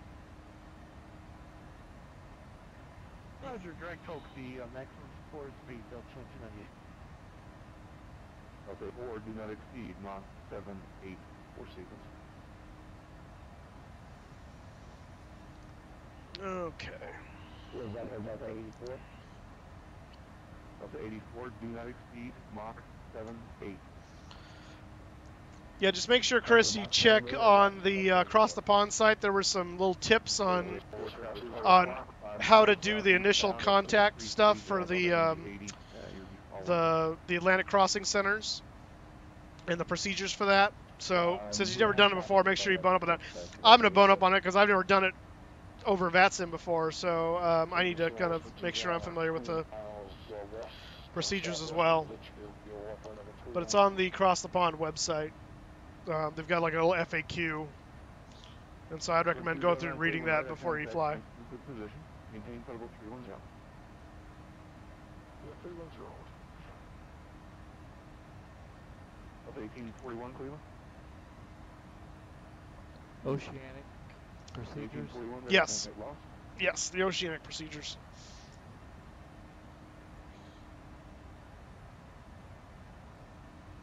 Because I think, unless you're taking off out of Dublin, which you're not, and I'm not. I believe you have to get your oceanic clearance in flight.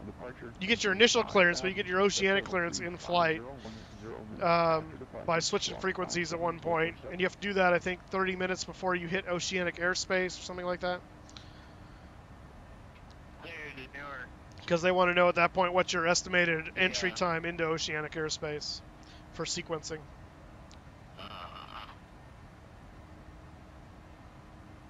In fact, I'm going to bring that up right now since I can. I've got the time. Might as well.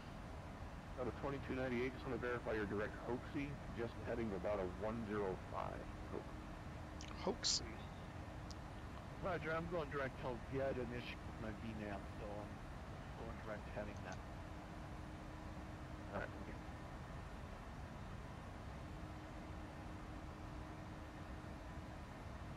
Yeah, 2545, cleared near via radar vectors Elwood City, then is filed. On departure, maintain 5, expect level 35010 after, squawk 5747. Clear Newark via Elwood City, 55 go. expect 350 10 minutes after departure, squawk 5747. That 2545 readback is correct. Pittsburgh departing only 28 center. Call for taxi.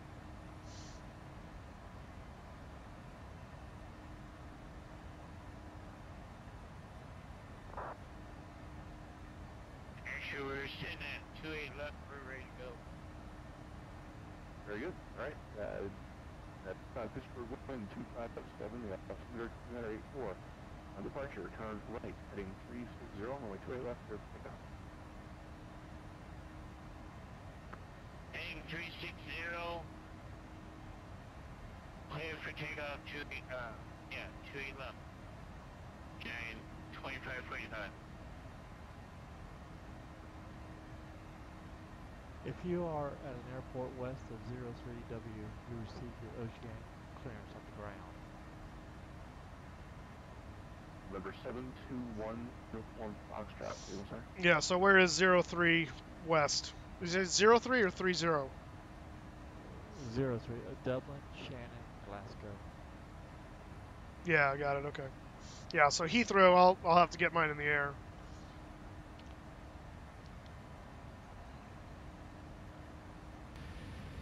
Cool. Number 84, turn right, heading 150. Okay, if you're leaving airports east, London, Manchester, Paris, if you are at an airport east of 03W, you will get your oceanic clearance in the air by sending a private chat message to Shanwick for preferably half an hour flying time before entering OCA. Got it. Blue 1616, Cleveland. Say your navigation equipment. Get equipment suffix. Number Air 190 with what kind of nav? So John, are you going to enjoy that flight Paris to Denver? Blue 1616 cleared to the Boston Airport. Paris to Denver? What? Yeah. Albany, Who's flying that? I'm going all the way to Paris. You are? No, this is what it's in your chat. Wait, it's what? If you read it. Look in your chat. Oh. All the way from Paris to Denver. Oh, I got. I'm reading your chat for you. Sorry, I'm reading this FAQ thing, and so it's. I thought you were talking about something like, I'm not going from Paris to Denver. What are you talking about?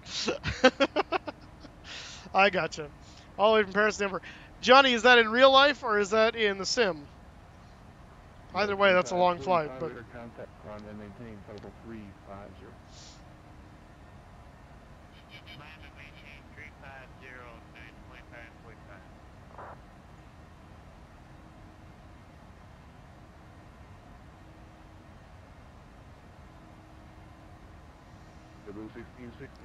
that wasn't a yes or no question, Johnny. That was a that was an either or. Unless you're doing both, maybe you're going to do it in the sim and real life. So maybe in that case, well done. Johnny, well timed. But yeah, no. Question is, which one is it? Is it real life or virtual? That NF, why it was released. What NF? Airhead Highway 370, greetings, reporting. You guys know what he's referring to when he says that NF? Traffic alert, 12 o'clock, 1 mile. Passenger will pause right in front of you. You got them to make a right turn, I guess. Traffic is not in sight, so that's 84. Okay, well that's better than pause, I suppose. Oh, new flight. Is that what you're saying? It's like Jeopardy, it feels. Yeah, maybe. That new fly in the SAM. I'm still just as confused. I want to understand, but I really don't.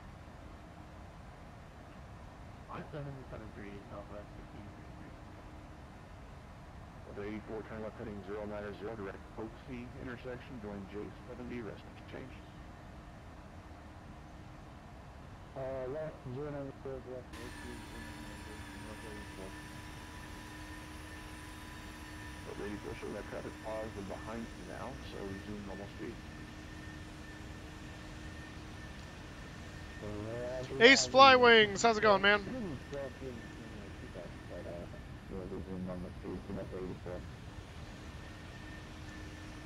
Over 2298, Cleveland.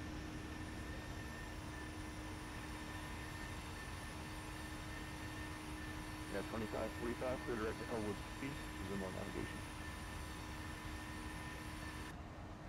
Going to Elwood City, change 2545.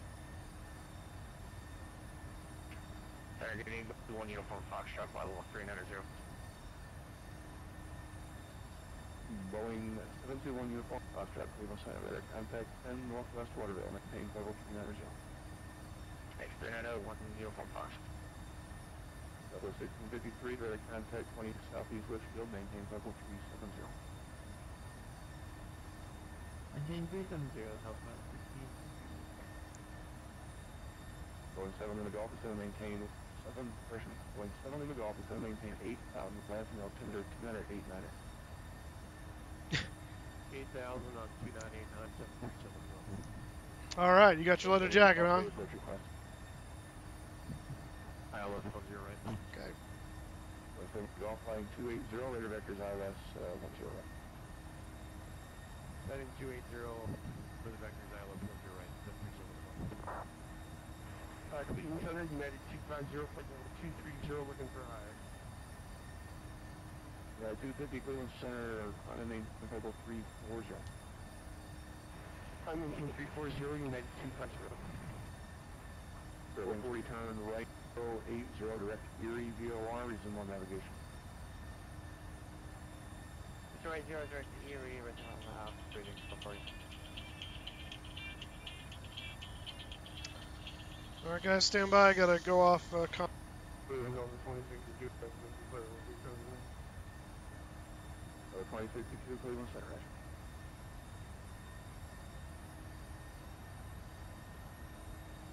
Over 2298.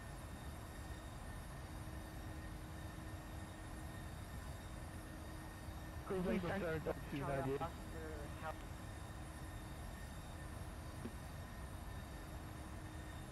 Roger, sir, I'm sorry. I had an issue with my internet. It all fell out of me. I'm back, you know. 2298, resume normal speed, and the simulator once again.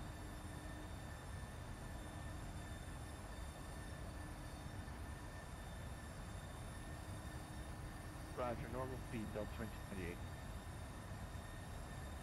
Alright, that actually helped a little bit, but got me confused for a little while. Roger, sorry about that. And help Microsoft.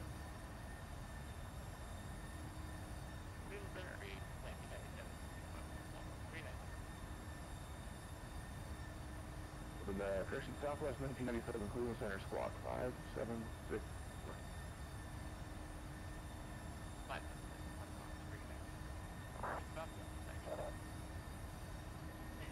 Cleveland Center, November 223, Charlie Officer, radio check. About 84, contact New York Center, 125.32. Oh, Sean, I want to go for your help with traffic shenanigans. Subway 4. All part of the job. JetBlue 16, 5, taxi via Alpha, altimeter 297.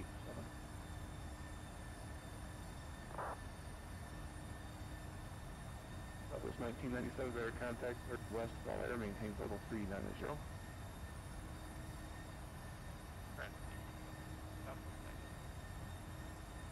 One 7 in the Gulf, turn left heading 250, and maintain 4,000. Radar vectors on west 10 lane. 250 down to 4,000, about 737. FedEx 016 is back 53, 0. FedEx 016, Cleveland Center. Oy vey. Okay. People that don't bring their technology correctly. Okay. I'm back. Oh, 1676, Cleveland Center, climb and maintain level 360. Oh, 360. Level 2981, contact Boston Center, 123.75. I would think the Xbox controller would be more difficult than the joystick, but that's me. So, I guess if you're really used to the Xbox controller.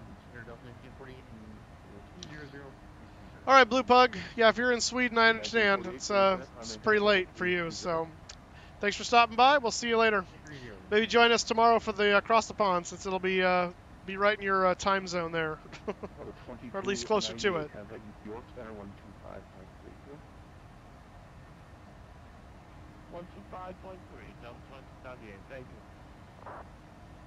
25.32. 12532, Delta 2098.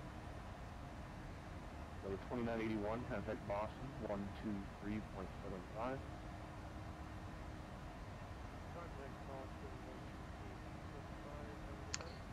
Raging Rudy Gaming, how's it going? Welcome to the stream, sir. Glad to have you here.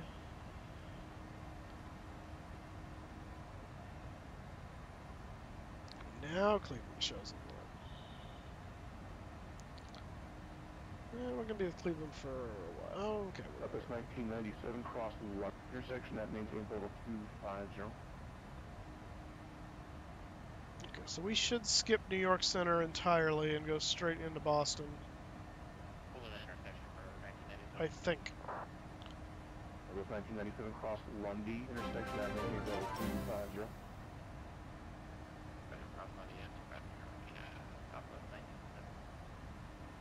Control aircraft Cleveland information Romeo is now current altimeter 283. We just subscribed there. Oh, Raging Rudy Gaming. Thank you so much, sir. Welcome to the stream. Welcome to the Moose Crew. Cleveland Center, America 16, radio check. Sorry, it took me a second to Sounds okay. figure that out because I was hearing radio traffic. I thought he was talking to me, but it was 1997 for Southwest, so I was confused why he'd wanted me to cross Lundy at a certain altitude if we're this far away. But you never know. You never know. 8300 for traffic reporting. Give me 16, got a 5-minute delay for traffic.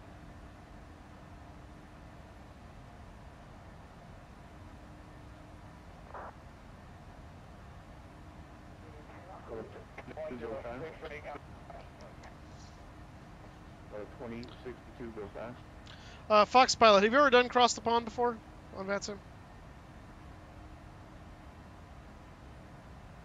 Go 2062, maintain maximum forward speed. Maximum forward speed of 22. As opposed to maximum reverse speed. Disregard.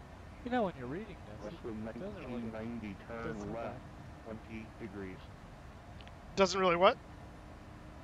He's calling you. Oh, he's called me? Yes. Can you repeat that for Westwood 1990? Westwood 1990, turn 20 degrees left. 20 degrees left, Westwood 1990. Westwood 3575, turn 30 degrees left. 182. Wonder why. Yeah, it's 25, command altitude, climb maintain level 330 for traffic. It's a strange request considering I don't see any traffic that we'd be Boeing dealing 7 with. Golf, turn right heading, correction, Boeing 7 Golf, turn right heading 280. Yeah, that's weird. 280 is up to Wonder if there's a routing thing that they're doing for Boston. American 106 on request, expect 8 minutes away.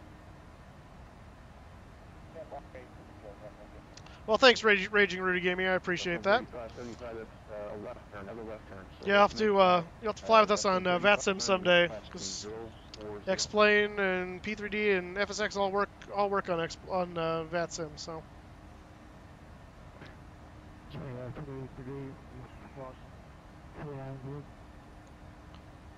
Fox Pilot. 3575, fly heading 040. 040.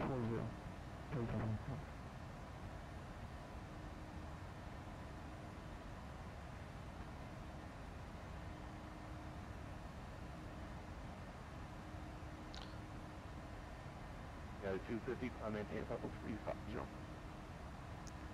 What is the radar show for the and just so you're aware, we have nothing else control spirit.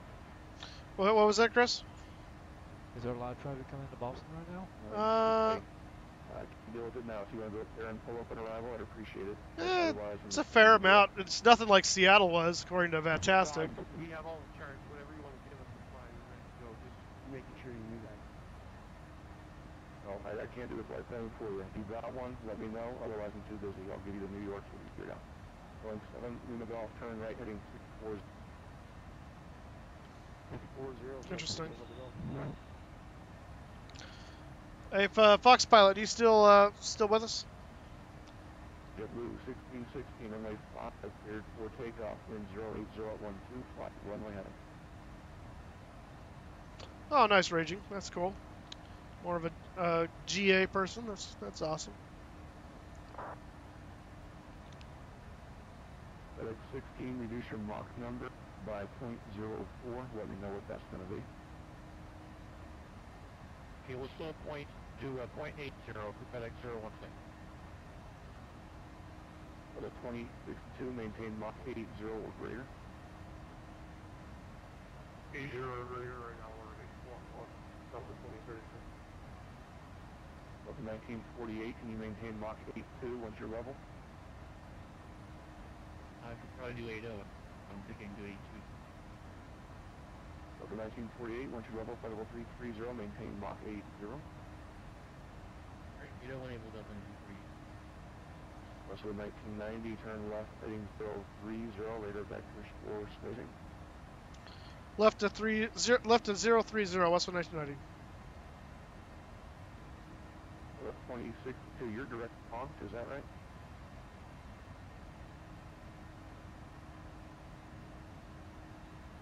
Right now we're direct. Hotel Alpha November 02. Okay, thank you.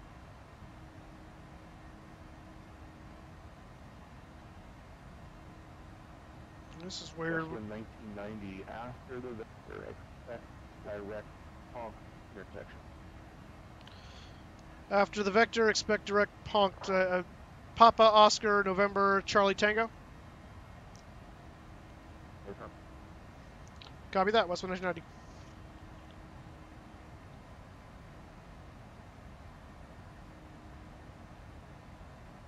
Westwood 3575, same for you. After the vector, expect direct honk.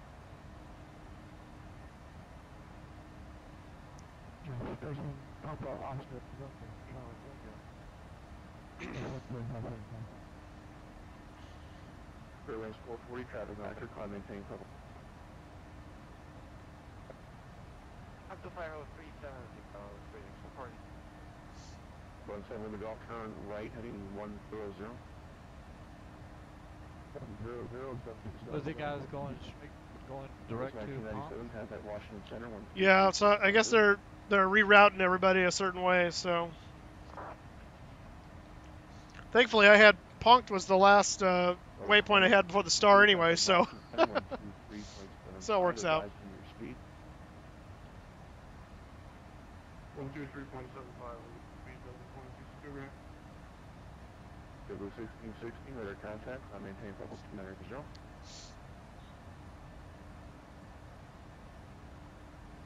FedEx 16, contact Boston Center 123.75.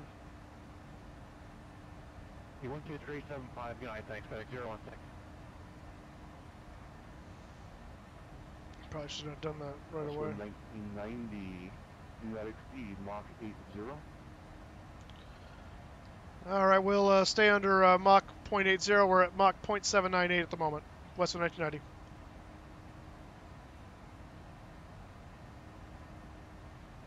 Also 1990, turn right heading 090, proceed direct Ponk intersection, resume flight plan route. Right to 090 and direct to the Ponkt intersection and resume flight plan. West 1990. West 13575, turn right heading 090, direct Ponk, and resume home navigation.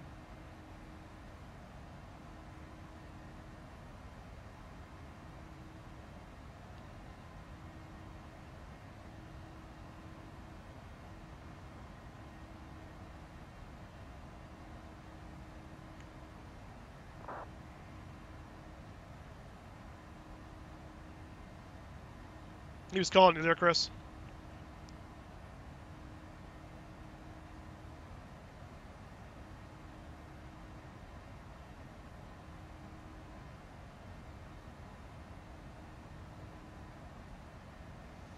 Oh, nice, Rudy. That's pretty cool. E1000. Nice. Very nice. Very nice.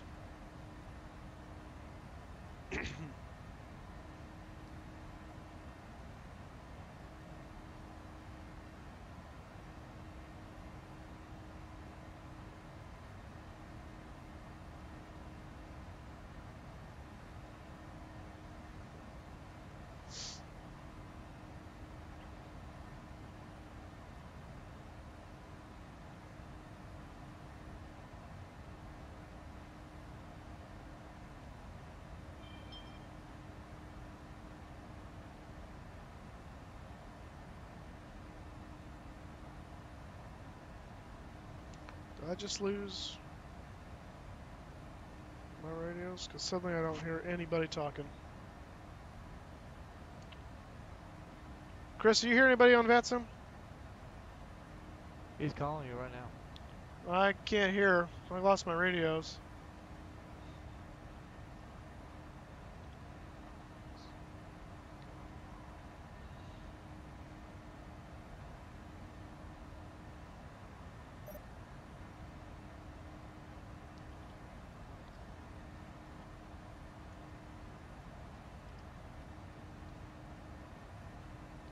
One, 2, 3, 7, 5. That's weird. I wonder why that cut out all of a sudden. 123.75.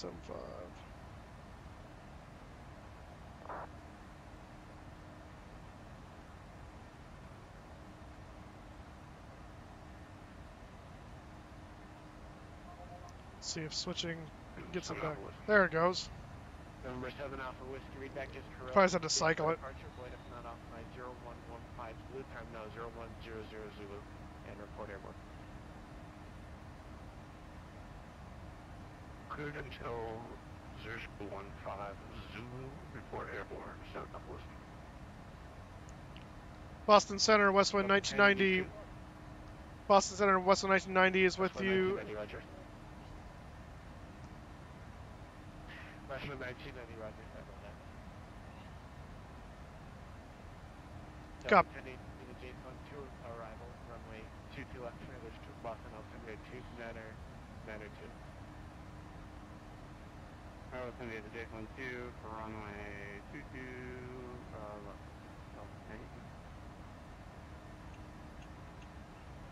Delta 2981, descend me the Jade 2 arrival, runway 22 left, transition, Boston Altimeter 2902.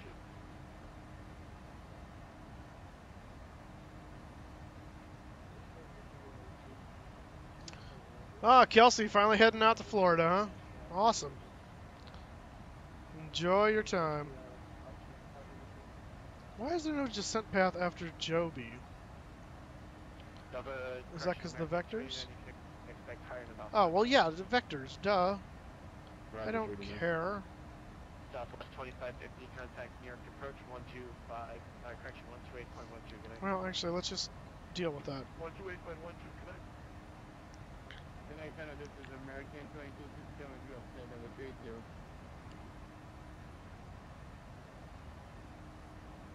American 2260, Fenner, squawk. Just night out for me, please.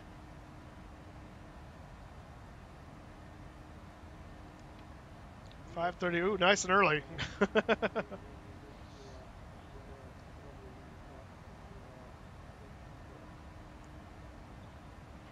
Delta 2981, it's just descend via the J Fund 2 arrival. Runway 22 left transition, so it'd be just descend via the arrival. Okay, why do you still have no descent path after There's no excuse now.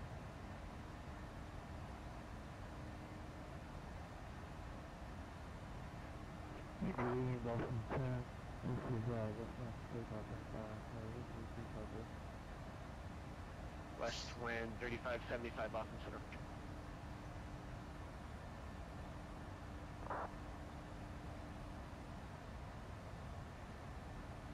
Boston Center, Union Eastern, 413 heavy, 12,014, 290 heavy. American 289, climb and maintain flight level 300. 300, American 289, thanks. Eastern 417 Boston Center, climb maintain flight level 230. Alright, so it's seats. We have to be at 280 for speed.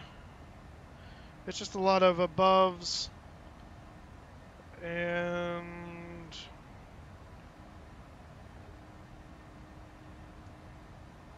I'm going to assume for one, if we're going on the 4s, we're going to autumn, yeah. So our first real restriction is going to be at autumn after J Fund. Identification on you. If you could recycle transponder squawk 423 and ident. Oh. I'm sorry to hear that, Kelsey. You had to put your dog down? Well, I understand the rough day. That's hard. I remember being there at the vet when we had to put our cat down. And that's hard. That's hard. 2261, there you go. Your radar contact 9 miles west of Albany, flight level 380. Good evening.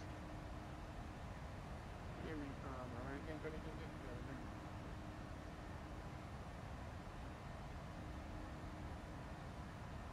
Boston Center, good evening, American 461, maintaining 14,000. Okay, Moose, American 461, my Boston Center, FMC hello, is telling me it's unable to do 280 at seats. I maintain flight level 230, American 461. I don't see why you'd be able to unable to do 280. It says no DES path after seats. Oh, you have no descent. I've been having a no descent path after Joby. Do you have a vectors in there somewhere? No, they're cleared. Okay. American 4111, traffic. 11 o'clock, 3 miles. Well, Bound Boeing 737. there shouldn't really be a reason why it can't do it. Mine's not giving me any fit about no 280. It just kept whining about the descent path, but that's strange. 7 Alpha Whiskey, 1,000, 5,000, runway heading off of 20. November 17 Alpha Whiskey, radar contact, key altimeter is 2987, climb and maintain 6,000. 6,000. I got 7 Alpha Whiskey. estimated time en route is 10 hours and 45 minutes for my flight. Well, yeah, something is very. You must have a waypoint there that's like taking you around the world or something. Something's wrong. That must be why. November 66 Lima X-ray Boston Center, descend to maintain 11,000. Check in your on your legs, not your legs page, on your progress page. Is there a waypoint showing in there that's like way far away than it should be? Yeah, okay, I found what you're talking about. Got it.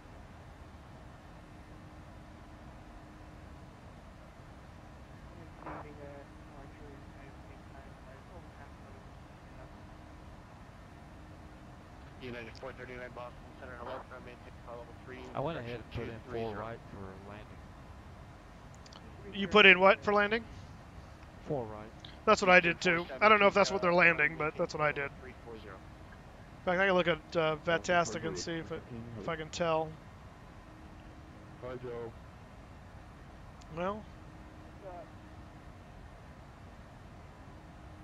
Well, maybe not. Hi, Joe. They may be coming in the other way. Hi. There's really not a lot of people coming in at the moment, comparatively. I mean, there's a bunch on the way, but... Can't let him do Citation.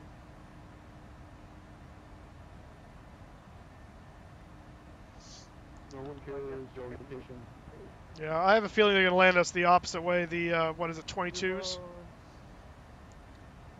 For the winds at the time, it seemed to make more sense for 4s, but that's me. Maybe they might have an op where its standard is 22, unless the wind gets beyond a certain point. Connor, get your shit together. What the heck? I don't know what's going on. Oh shit, wrong airline. What? Something's going down. So the 2062 descending to the J-Fun 2 travel, runway 22 left transition, Boston altimeter 2 map and 92. Yeah, I thought we were landing 2-2. Whoops. Just missed that. Don't beat anybody up in the airline to get the heat. Ow. Why am I sitting on my wallet?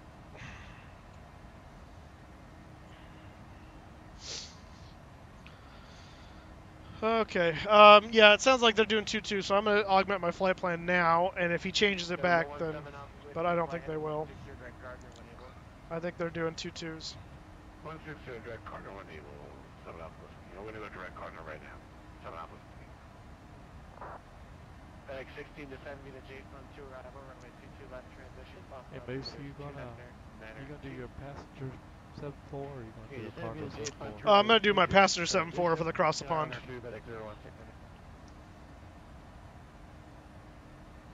Don't fill your bird up. Oh yeah, oh yeah. It's gonna be a packed house.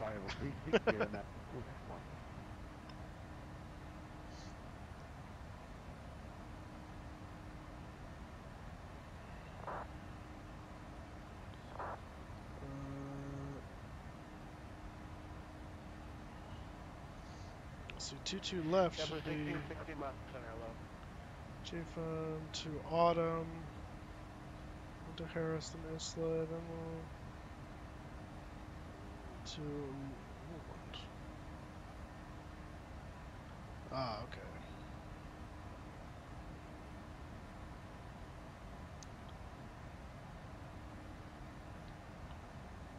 Harris. Boston Center down to 2571 on the ground in Syracuse, ready to copy that. 2571 clearance on request. Boston Center. Boston Center. 4727 Heavy with you checking in at 35 for 39. 727 Heavy, Boston Center, Roger. Boston Center, St. Paul, 3,300 for 5,000. St. Paul 3000, Boston Center, climb maintain 5,000. 5,670. Delta 2571 clearance available. Yeah, Delta 2571. Delta 2571 cleared to the Boston Airport. Syracuse for departure as well. I expect flight level 301 German attack departure. Departures with me squawk 4724.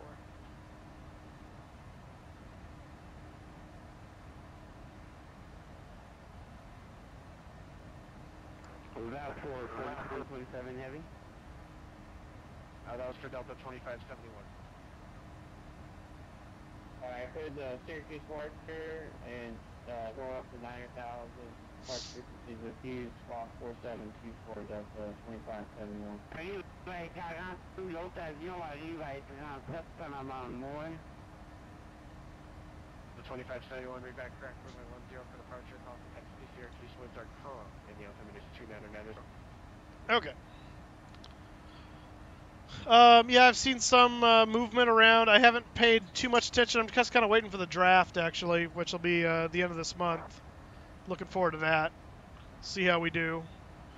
They'd made some moves in free agency. There were some people released that I've been not okay with, but not too happy about.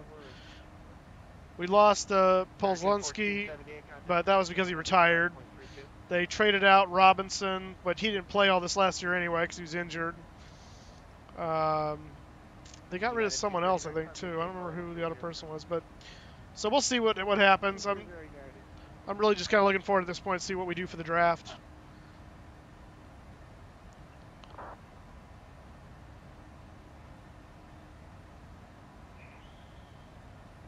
Delta 1948 descend to the J-Fund 2, arrival runway 48 transition, Boston altimeter 29er 2.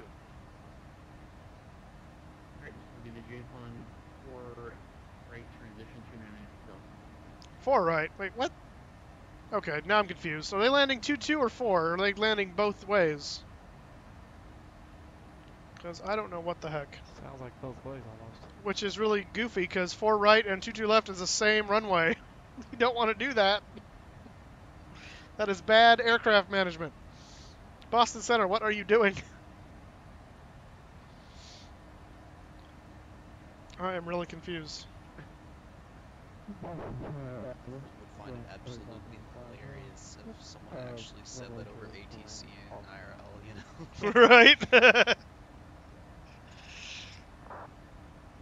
Boston ATC, what in the heck are you doing? That's right.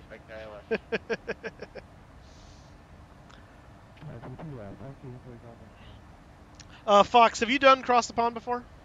They're doing two left. Okay. Was that it? 18.25. No, just like legit no. Got it. 2-2 left. Cool, thank you. Good, I'm glad, because I reset my FMC, and then I heard the one guy call about 4 right, and that would have been annoying. So verify that was 5,000 for 6 max rank. Affirmative. Copy 5,000, 6 max rank. Boston Center, good evening. Waiting for party. November 16, X-ray turn right heading. It's like we had a weird wind shift there or something all of a sudden. I looked at the music lounge here in the TeamSpeak, and I guess Raptor has set it all the way to 9999 light bulb permissions to do everything. No one else is allowed to do it except him. Oh my gosh.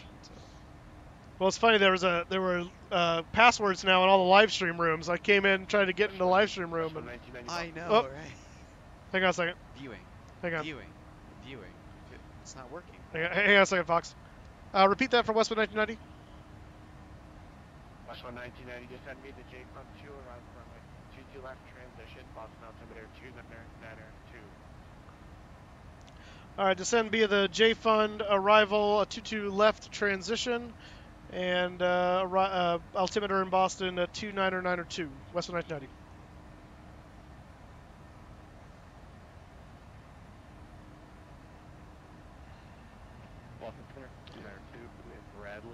All right, well, that's good. We got our clearance to go down, so we're going to go ahead and reset our MCP to the first restriction, which is 11,000 feet. Actually, we got to stay above, let's see, what is it? We got to stay above 2.4 as our first restriction, so we'll do that. At Münster. Who was that calling? Yeah, next time you actually hear people talking or anything, just keep telling me. I'll go on talking and then I don't know. I know. I'm trying to... For anybody that's actually watching, I'm in the TeamSpeak and it's sort of delay because I can't hear what's going on inside of it. Right. But I can hear him talk. Exactly. So. Left turn 350, 16 max rank. November 16 X-ray is 8 miles from Kahau. While heading 340. That was great. Kahau! I love when people pronounce some of these names. Okay, 340 on the heading to Kahau, 3,000 to Kahau! I want to know where Kahau is. Is that on the thing here somewhere? Or is it somewhere else? Probably somewhere else. It sounded really funny. All right. Okay. X-ray, IFR to Albany. 3572 X-ray C location. On the ground in Syracuse. Oh yeah, there's a lot of you in Syracuse. Okay, step number 2. Starpoint available. Yeah, I think I'm gonna leave the 7.4 in storage. The Jaguar 7.4 in storage until the preseason starts. It'll make it more exciting when we get to football season. So. West 1209 Boston Center, Roger. She is a bit of a cuddler. Yeah, she just loves the attention. So she just kind of comes in wherever I'm at. If I'm on the couch, she comes on the couch and tries to. She's adorable. She's a big black lab, and she's got a bark that sounds very ferocious. She's very protective, but as soon as anyone gets close to her, she literally just rolls over on her back and is like, just love me, just pet me. It's the biggest softie ever. But yeah, she's an adorable dog. Very smart too. Labs are very smart dogs. And actually seen her walking in the background. Does she normally do that or no? No. Normally I'm not at my parents' house. This is my parents' dog. So I'm house sitting for my parents for a month and a week while they're in Europe. So I'm streaming at a different location. So she's actually down here on the floor, just off camera. You can't see her. But I'd move the camera again, but last time I tried to put it back, it did not work so well. So I'll do it at the end. You guys can all see her up close. West 135, 75% and maintain 11,000. But yeah, she is an adorable dog. I do love her very much. But she's big enough to wrestle with sometimes, and she'll get really, excited about her ball, and we'll go nuts, chase each other around the house. But she sleeps in the room, in my parents' room with me, and she's just a great dog. November 66, Lima X-ray, and by November 66, Lima X-ray, no traffic observed between you. You hear us talking about you, Katie? She perks up when I say her name. Katie, come here. Contact me on the ground or in the air. Please switch to advisory frequencies approved. If you stay on the ground, nobody can see you. Nobody can see you. Come here. Come here. Come say hello. Delta 2981, contact Boston approach with 18.25. There she is. Yeah, you're on camera.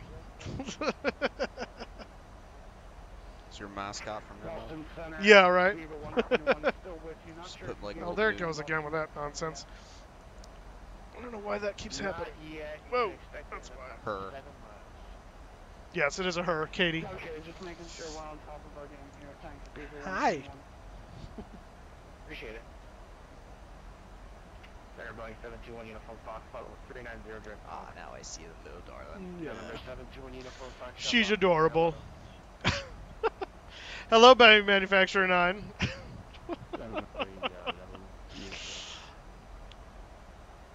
Yeah, Labradors are great dogs in general.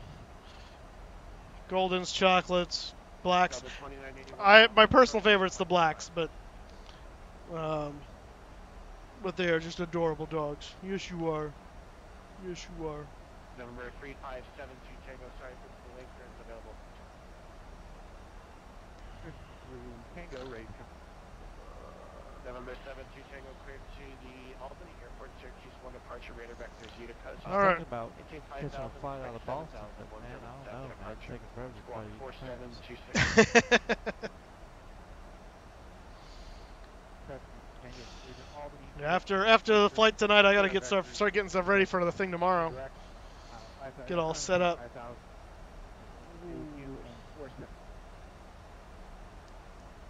No, I haven't seen Baxter today, Boeing. I've got a dog here, but it's a real dog. It's not like Baxter Cat. November 3572 Tango, deck is correct, contact 211. Okay. Katie Kelsey says hi. Yeah. FedEx 16, or FedEx 0. Yes, hello. Hello. 18.25 United, FedEx 016 Heavy. You're a good girl. You a good girl. Delta 1948, contact Boston approach 8.25 United. Got a taste of attention now. And Think you're the star of the show? Yeah. Think you're the star of the show? You want to fly the plane? You want to fly the plane? I think she thinks that means something else. United 423 Boston Center, good evening. Wanna fly the plane? Flight level 230. Uh-oh. I think she thinks I said something about a WALK. Beaver 121, you can contact your She service loves level that. 232 today. Loves that. I dare not say it or she'll go nuts on me. You know, it's been fun, Boston Center. I'll hop over to New York. Thanks Walk. for the fun. Thankfully, she can't hear that.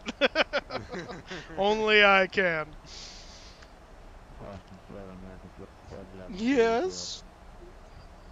American 106, is it?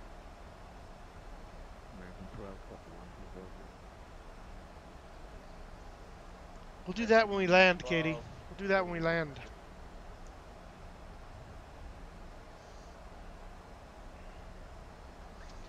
Yeah, we're getting close.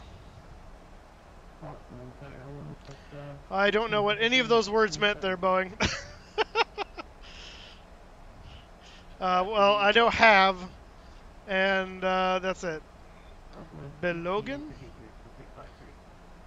I don't know. Southwest 1653, roger. Yeah, not sure what you said there. Please translate. I know a little bit of German, but I don't know that German, apparently. Boston Center, Delta 4077 heavy. We're looking over at about 15 miles. Delta 47. She's going into rub my belly mode. 2992 to 2 left, and Probably should leave the SS out of this. That's probably not good. Heavy. We'll call you leaving 30 now.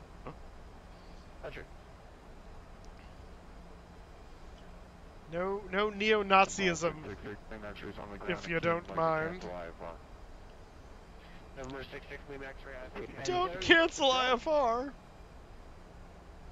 Don't leave. November 6, Lima X-ray. IFR cancellation received 024 Zulu path. All right, now it's getting busy into Boston. Thank you. Good night.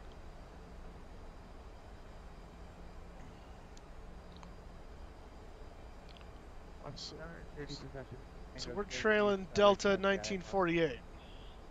November 357, 2 Tango, stay position on the field. Oh, hey, Ron Henderson's behind us a little ways in a 737, Westwind 209.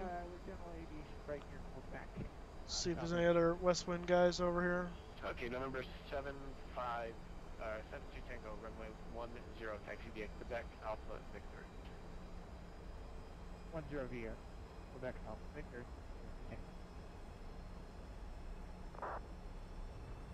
And Boston Center, Southwest Center is ready for taxi. Grab off of the gate.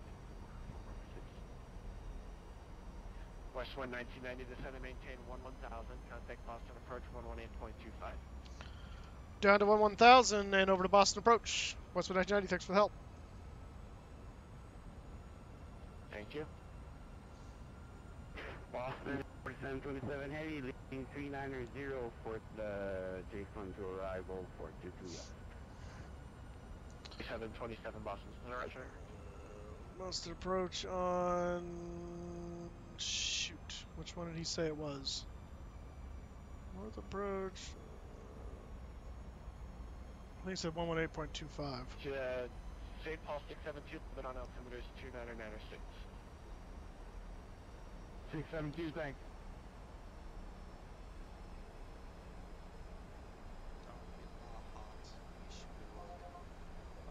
What was that? Yeah, I was reading the Dog military hot mission middle. The military lied to me. It's another one of the quotes from Downfall. Oh, I gotcha. Alright, stand by. I'm going to call Boston approach here. Well done. 8000 ready on 437.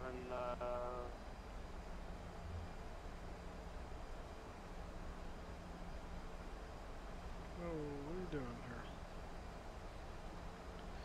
Boston approach, Westwind 1990 is with you out of 20,500 for 11,000.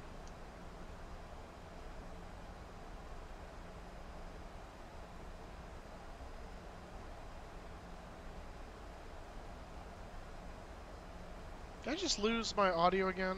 That just happened.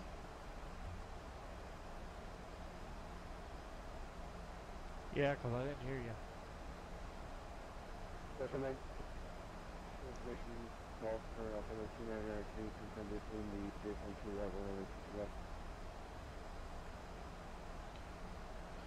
the Information Golf is current and descend via the J Fund. Arrival for Westwood 1990.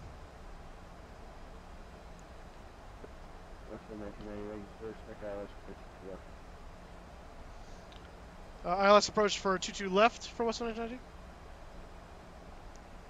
Westwood 1990, yes, left. Break on 43712, descend maintain 6,000. Set maintain 6,000. 953 Oh, sorry, that wasn't for me. I'm sorry. Westwood 1990.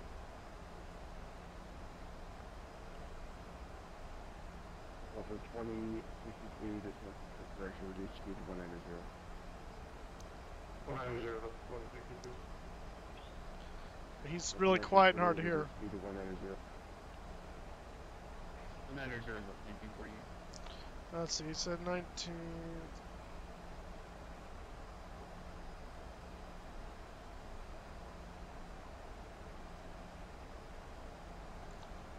Go down, we can do landing lights on. We need to set the ILS frequency for 22 left, which is 110.3.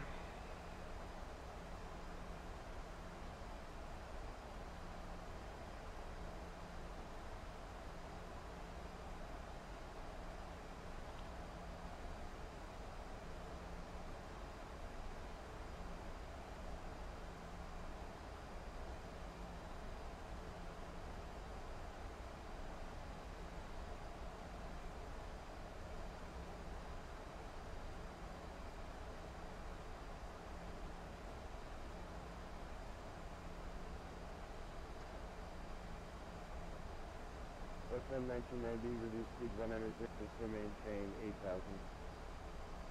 Down to 8,000, reduce speed to 190, Westwood 1990.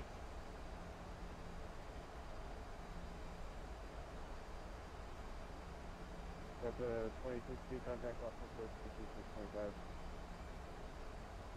126.5, 163.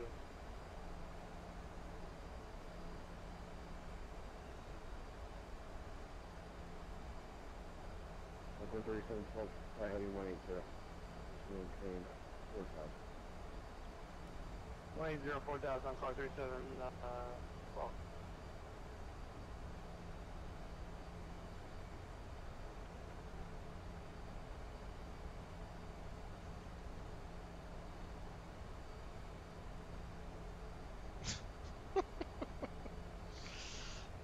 Boeing manufacturer.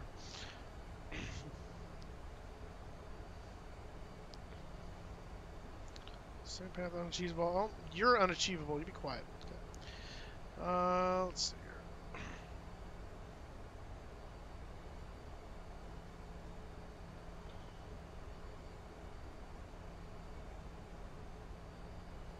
Echo 3712, contact loss of 126.5, yeah, thank you. contact. Westwood 1990 is the call sign, Zachary. 126.5, yeah, I FedEx 016 heading. Westwood 1990, fighting 040. 040 for Westwood 1990.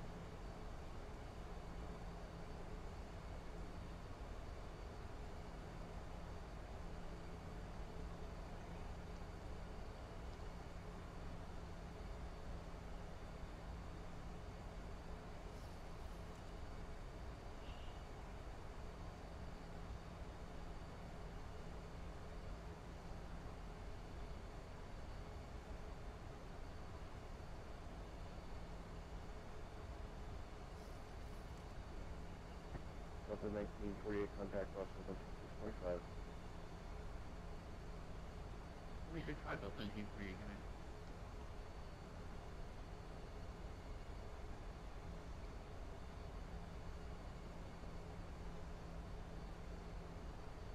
Oh, that's cool.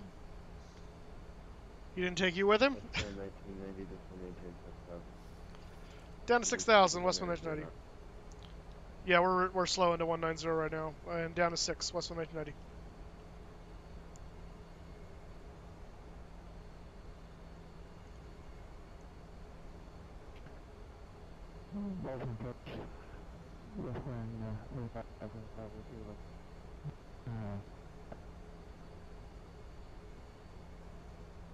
Westman 3575 Boston First, Boston Curve, altimeter 2902. To maintain 8,000, expect ILS running to first. Closing 22 left and down to 8,000. Northwind.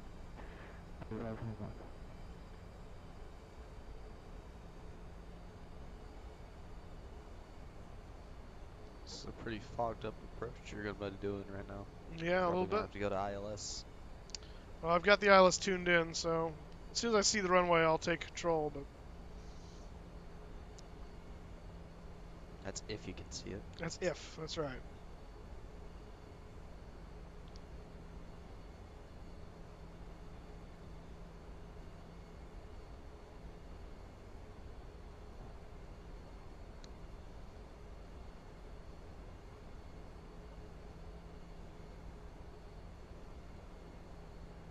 Fish aircraft lost airport information hotels now current altimeter 2992.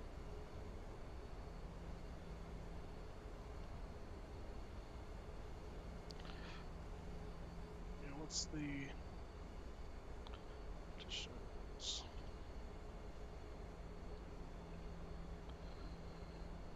20 at 6.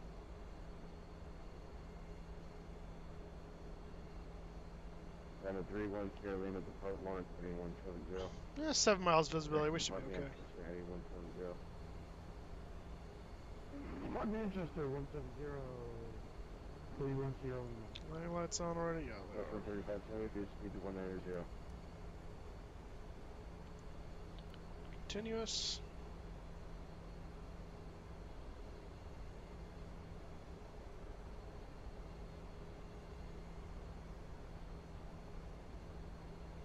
Western 1990, expedite down to 6,000. Fly heading, left turn heading, make left 360. Was I left 360? That's a left 360, so left 360 and maintain 6,000. Oh, a left 360 and descend maintain 6,000. West 990.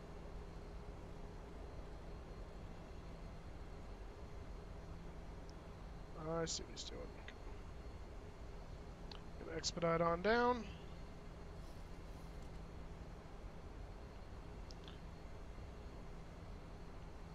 I'm trying to keep the speed down, but it means I can't descend very fast, so if descent is more important, then that's what we will give him.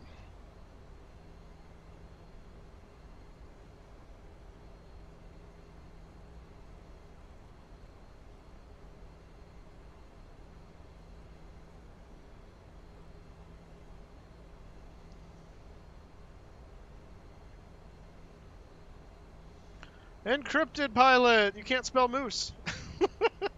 Moosoi. West 137, 3575, we maintain 5,000. It's dropping frames today. Maintain 5,000. Northwind 35.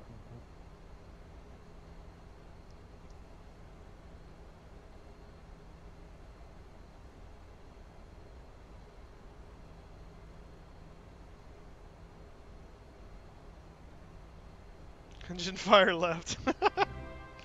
Thanks, Encrypted.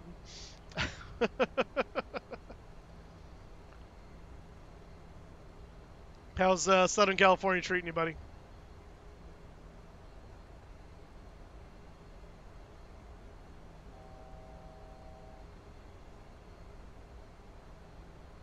Western 1990, fly heading 070. Sorry, 040? 070.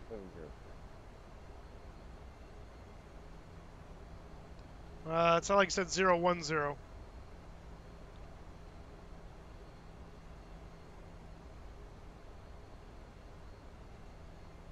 Right, just gotta type it. There it is.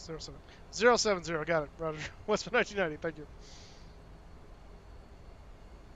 Westman 1990, contact Boston approach 126.5. Boston approach 126.5. Thanks so much for the help. We'll see you next time. Yep. 575, contact Boston approach 126.5.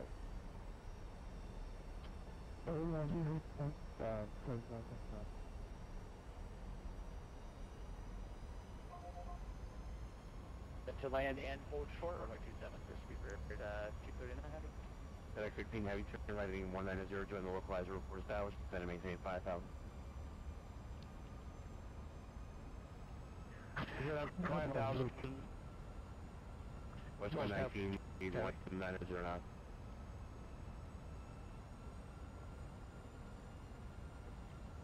West 135.75, you with me? West 135.75 would be 5,000. Yep, I have no idea why you're going in the direction. West 135.75, 090, maintain 5,000.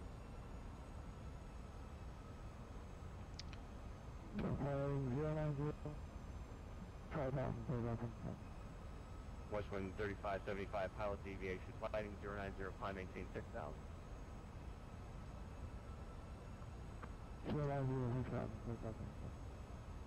Encore 3712, the airport 12 o'clock and 8 miles before the site. Well, both of you, can we get a little bit lower for their simple? Can you have what, sir? Lower?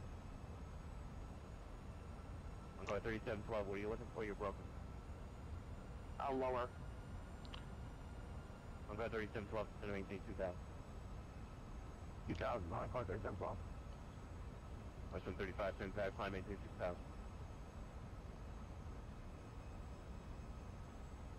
West 1990, West 1990, right heading 190, join the localizer, good rate. Right to 190, join the localizer, West 1990.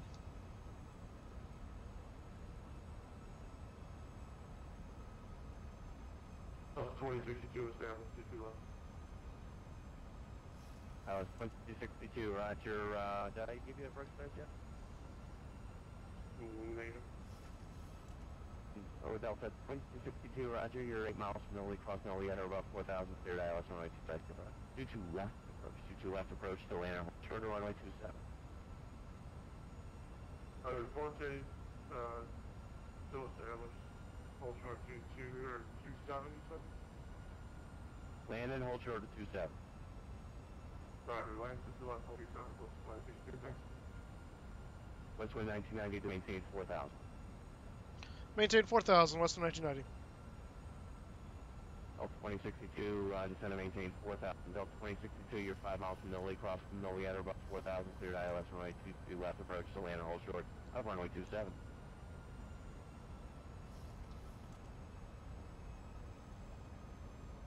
Okay, sorry guys, I'm trying to land this thing, but Encore 30. yes, I do have a Twitter, Justin. It's in the description. Also, NightBot will give it to you occasionally. It's Flying Moose 83, I believe. Flying Moose 83. I have not been able to let him know you're on 22 right. Something like that. Okay, we'll contact tower 12 Planes and trucks. What's the... So you found the new one? It's multiplayer. What's the new one? So who saw my Twitter post? I saw your Twitter post. So it's multiplayer. Then we get the trifecta. 239 heavy, we have him on TCAS. Yeah, what's the... 1948, turn right 190, join the localizer. I have a command for something. What is the... 35, 75, turn left 5030. I remember what the command for my social media stuff is. I'll look it up when we're done. 2062, you're 3 miles from Noli. Run 8? Never heard of that one. Have to look into that. Run 8. Westwood 1990, you're 8 miles from Noli, cross Noli at above 4,000, cleared ILS runway 22 left approach. Cross Noli at above 4,000, cleared ILS approach, runway 22 left, Westwood 1990. FedEx 16 heavy, you're 12 miles from Noli, flight present heading, maintain 4,000 Noli Dallas, cleared ILS runway 22 left approach, maintain 180 knots or less. Okay, 1 inch from left, present heading, 4,000 total established, cleared ILS 22 left approach, FedEx 016 heavy. Beaver 239 heavy, contact the tower now 120.8 long. Tower 1288, Super 239, how do you feel? Delta 2062, you're 10 miles from focus, cross focus at or above 2,000, cleared IS for runway 22 left approach, to land and hold short of runway Actually, 27. Encrypted, the command list is actually listed down in the video description, I believe. West 135, 75, turn left arrow. I think. Could be wrong. West 135, 75, turn left heading 270. Yeah, there we go. Delta 2062, I have a new approach clearance for you, 7 miles from focus, cross focus at or above 2,000. It's exclamation point Facebook. That's the different ways to follow me. Focus at about 3,000. ILS 22 left, hold short, east bound, 162. Glide slope coming alive. Or Westwind 1990, new approach clearance for you, 3 miles from Noli, cross Noli at or above 4,000. Cleared ILS runway 22 left approach, expect to land and hold short of runway 27. Okay, we'll expect to clear approach for 22 left. We'll expect to land and hold short of 27. West 1990. Back 16, heavy new approach clearance for you. You're 5 miles from Noli, cross Noli at or above 4,000. That's interesting. 22 left approach, land and hold short of runway 27. Convention untour established clear ILS 2 left approach, land and hold short 27, 016 heavy. So they must be bringing someone in on 27. All right, that's the very end of the runway. We should stop well short of that. Delta 1948, flighting 200, been the localizer report established. 30 June local report established, no 93. All right, going into the fog here in a little bit. Should be hitting the glide slope any second now. And there we go.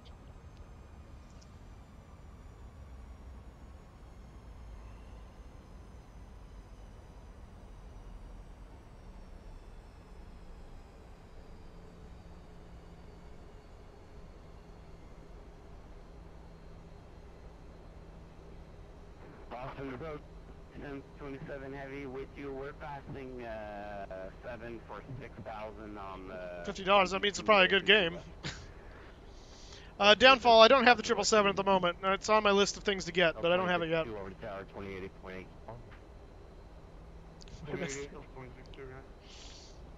Thanks.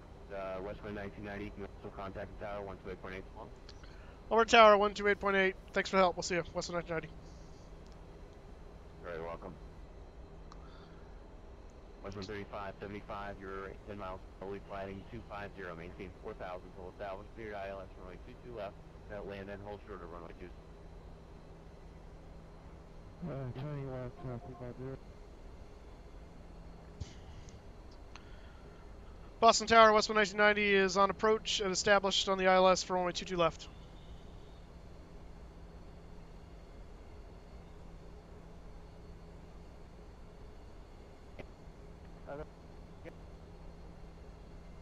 Delta 2062, ILS 2. Delta 2062, Boston Tower, good evening, going 040 runway 2 to right, runway 2 to left, right to left. 2 left, clear land on 2062. Super 239 heavy is vacated, hot, short, echo. Super 239 heavy, roger, drawing, echo, hold short of runway 2 to right, that's echo. Continue echo, hold short, the right hand side, the 22 right for, on echo.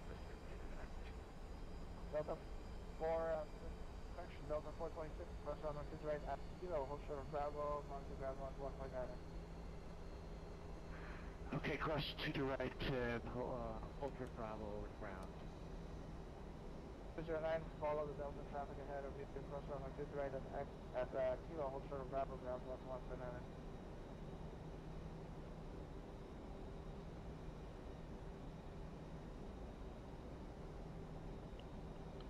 Boston 39 heavy, cross runway 2 to right at kilo, hold short of Bravo, monitor ground 1.9.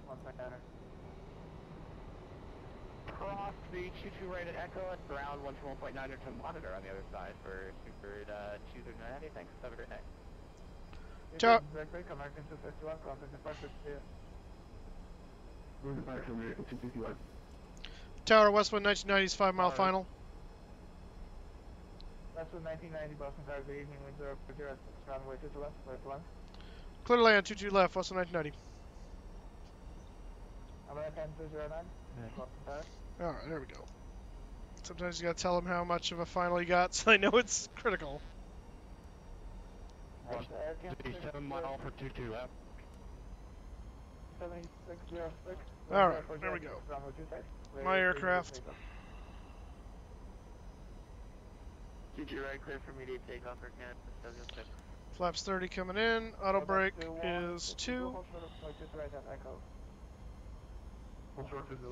Landing lights are on. Gears down, 3 green, flaps 30. To your right, line up and wait, United 1999.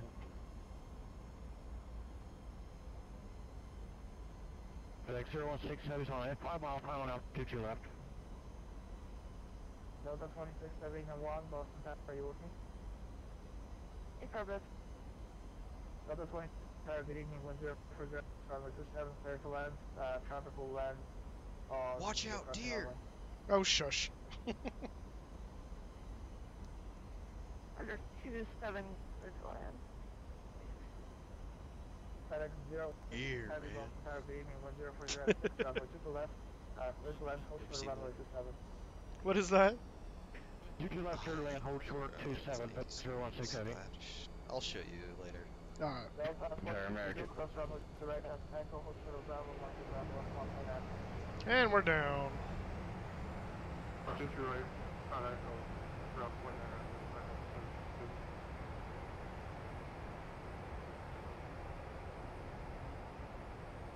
Smooth, smooth. Bravo 2062, we're blocked on the other side. That was a good one. Delta 20, Is this I think that's the runway I'm supposed to avoid up there, so I'm going to turn here. Engine fire, left. Engine fire, left. Yeah, you wish. From a deer hit. Yeah, from a deer. Deer strike. I hop on before I go shower, make my dinner. Alright, see you, man. Number 2 behind the Boeing 737 over Well, not right now. I can't. Oh. I can't talk to you. I was about to say that kind of would have been a waste for him just to suddenly arrive and then, just leave straight up and leave. This is true. Roger, American 1829. No, but this run 8 what I found. Okay, hang on, buddy. Hang on. Can you taxi and hold short 22 right at Echo, Western 1990? Alright, hang on, guys. I gotta taxi this a little bit here first, then we'll talk. Right on keel, hold for the right on keel.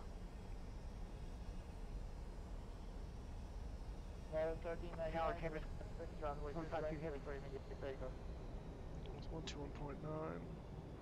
Future right, clear to take off, United 1399. Welcome back.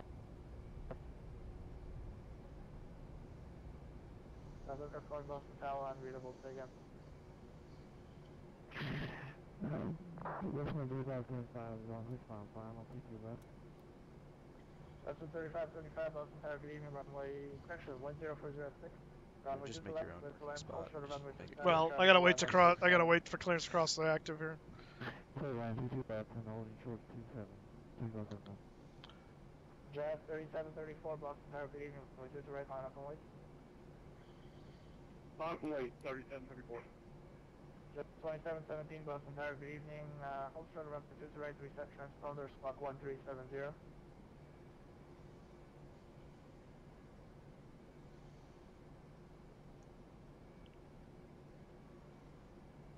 There goes traffic. Tower Tempest 152 Heavy is with you, final, runway 27. Thanks for Santos, TV 2 Heavy, Boston Tower, good evening, 1040 at 6 runway 27, clear to land number 2 behind traffic over the numbers. Is that you over the numbers, Chris? Williams, number 2 for runway 27 Tempest 152 Heavy, clear land. Westland 1990, cross runway to the right, at Echo, hold short of ground, correction, hold short of Bravo, ground on the other side. Cross 22 right, hold short Bravo on the other side, and contact ground, Western 1990. Delta 2671, cross runway 23 right, that's still hold short of Bravo, ground on the other side, clear. Cross runway 23 right, 8 kilo, ground on the other side. 2671, get it. Proceed direct DJ, contact departure, see ya. Direct DJ. Okay, question. That plane that just flew over, is there a runway that you're about to cross? I just crossed it. 15 left. Okay, well, Hang on a second. it looked kind of odd. I know, it'll make sense. Hang on a second. Ground west of 1990 is at Echo, holding short of Bravo on the other side of 22 right. And who's the aircraft that was called in? Westbound 1990.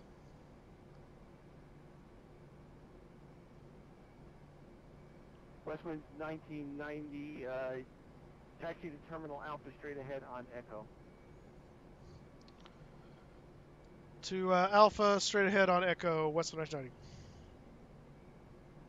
Delta 2671, Boston ground, taxi to the terminal via straight ahead on Kilo. Straight ahead, go to Gate 2671, get back. Ground 99, and that's Sugar Bravo. Push it back up. Okay, so this should be. Wait a minute. And American 1929, Oh, that's Alpha right there. taxi to Terminal Bravo via Echo right on Alpha. Alright, via Echo right on Alpha, American 1929. United 7.15 left, hold short runway, correct, runway 15 left, monitor tower 128.8. Cross 15 left, 128.8. We'll see you around United 717. Yes, no problem. 16 Heavy's Echo short of Bravo. Okay, yeah. So when I landed on the runway, landed and taxied off the runway, there's another runway right off to the side. So I was holding short of that when that aircraft took off. So they're departing. It looked odd, I guess, to see the designation of the aircraft here. Got it. In front of right or behind right now, but I saw it and I thought that was the actual taxiway. Oh, I got you. It was just perception, looking on a really bad screen right now. Looking at a small screen with a Northwest 19, very low renditioning right now because the internet's having issues. Hold position just for a moment, sir. I got an aircraft coming in. Rip. It'll be parking just in front of you there. Just stand by one moment. One moment.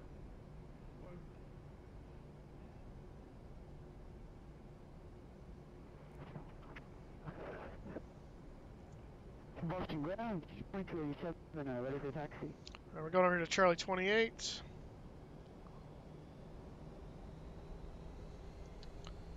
And United 2287, squawk mode Charlie for me, please. Mode Charlie is set. Got some heavies sitting over And here. thank you, sir. Runway 22 right, taxi via Alpha November, hold short of November.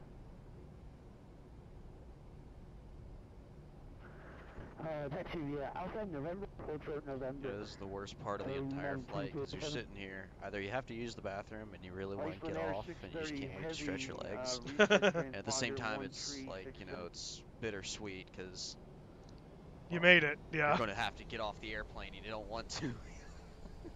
Experience is over. No, that was I guess that was the wrong line there, but whatever. So here's 28. Kind of followed the wrong taxi path in there, but oh well. I should probably not blind him. Ooh, that's cool. It lights up the building now? I didn't think I used to do that.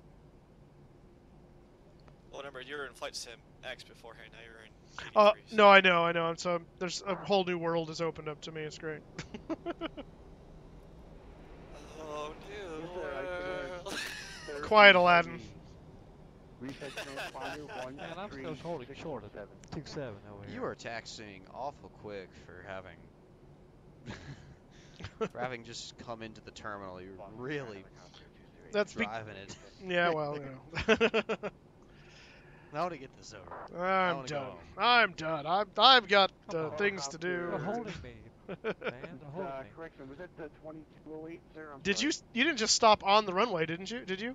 Helicopter November. No, I'm holding short 27. They won't let me cross. Where would you be holding short 27 intersects the runway? That's the only reason why you should be. Where were you? Helicopter, I'm over on Mike. You're on Mike. Sorry, Oh. helicopter 2086 Echo Oh. 555, sir. What are you doing over there? See, I took off. I turned off at Echo and just went straight toward the terminal, and they held me short at 22. Right, You sure you're not being held short at runway 22 right? Hold short of November. Oh no, I can see 927 in front of me. Okay. So you're going south on the taxiway? Yeah, they got like 3 planes coming on top of each other. Oh, weird. Okay. I don't know what. Yeah. 1999 heavy runway 22 weird. right, taxi via Kilo. Okay. Let's Alpha, turn on the November, hold short of APU November. gen and kill the engines.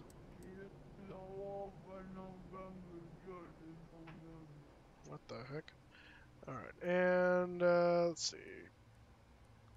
Window heat can come off, pitot heat can come off, fuel pumps can come off. Oops, not the logo light. The anti-collisions can come off. Runway turnoffs can come off. Did that happen to my dome light just now? It seemed like it got dimmer all of a sudden. It was weird. Okay. I guess not. Alright, so 1:57 I think was actual arrival time. It's 1:58 now, but 01:57. It's pretty close to what I estimated, so alright, cool deal. Yeah, it will work if I squawk 7700. We're not really allowed to do that on VATSIM. It's not. It will show up, but they'll just disconnect you or whatever. It's not, especially during an event, they're not set up to deal with the people that want to screw around with emergencies and stuff like that. Even if regular emergencies, even they'll tell you if they can handle it, they'll work with you. But if not, they'll just tell you to disconnect. Because you get too many people that just want to do it for the sake of it, and if you do that for everybody, you'll just be inundated with people that are constantly, being Air Force One or constantly having engine fires because they can. So yeah. Anywho, okay, so we're here. So Encrypted, you were talking about the train sim. Yeah, so I was randomly surfing on YouTube, watching sim stuff and everything else, and I ran across a train sim. And it turned out the name of the train sim is called Run 8. It's made by the people who originally were working on the new version of Microsoft Train Simulator 2 before it got canceled. Uh-huh. Moved over to that other company that did Railworks. Okay. Then Railworks that whole thing got rid of them, and now they're their own thing. Okay. Huh. So, and it's only came out in like 2017. Like it's pretty recent, like pretty new. They're still kind of unheard of. Like it's not on Steam, so if you're buying it, you're not buying a Steam game. Got it. But there's multiplayer servers out there. They have realistic dispatching to it. It's pretty good actually, from what I'm seeing. So I might stick my nose in that thing and test it out, see what goes on in there. Yeah, I'll check that out. Are there any YouTube videos on it? There are. Some people have some videos up on Run 8. Yeah, I'll have to check them out. I've never heard of it. Yeah, it's the first time I've heard of it. Yeah. So, it's news to me as well. If it's pretty good, and if we both like it, we can test around. There are some servers out there. We would have to be on different TeamSpeaks, because we can't use this for streaming, unfortunately. You will need to be on TeamSpeak for real. Wait, you need to be on what?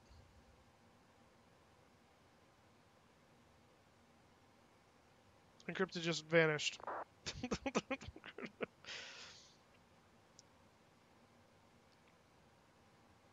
Lost connection. Disappearing act.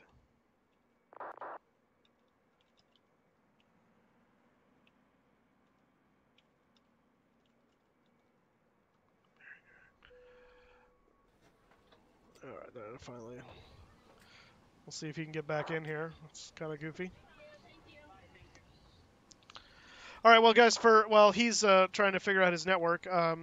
So tomorrow, across the pond, so at about 7:50 my time or so is when my departure clearance is set for from Heathrow. So that's Pacific Daylight Time, around 7:50 or so. I'm going to probably try to start the stream somewhere between 7 and 7:30, just to make sure I can get everything prepped in time. And so for those of you that want to join me for that, please do. We'll cross the pond together. We're going all the way to O'Hare because that's the closest one that was available. New York was sold out for the, unless I wanted to get up at like 4, and I wasn't going to do that. So yeah. So if Encrypted gets back in here, otherwise I'll just talk to him offline. But we would need to be on TeamSpeak for dispatch. Oh, I see. I see. Okay. What time is it for me? So 7 o'clock. My time is 10 o'clock Eastern, Kelsey. So I would be trying to start the stream somewhere between 10 and 10:30 your time, and our departure time is set for, I think it's between 10:45 and 10:55 Eastern. I believe that's correct. Actually, no, that doesn't sound right. I think my off time is 14 something Zulu. Maybe, wait, hang on. Maybe I have this wrong.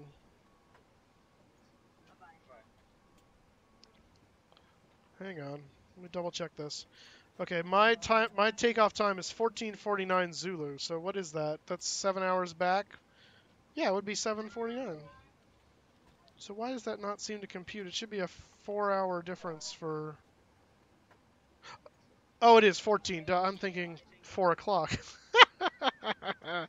I'm an idiot. Okay, yes, so I'm correct, yeah.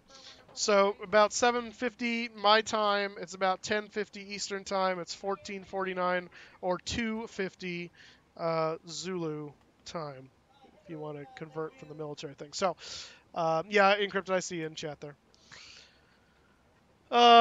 Anyway, so yeah. Cool. So I'm going to see you guys later. Thanks for joining me after a week of not streaming due to health fun. And we will see you tomorrow for the big cross the pond. Get your snacks ready. Get your comfortable clothes out. And let's cross the pond together from Heathrow to Chicago. And we'll see you there. Chris, thanks for flying with me today.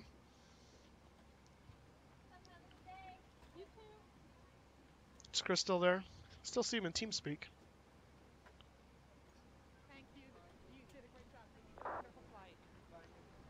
I don't know.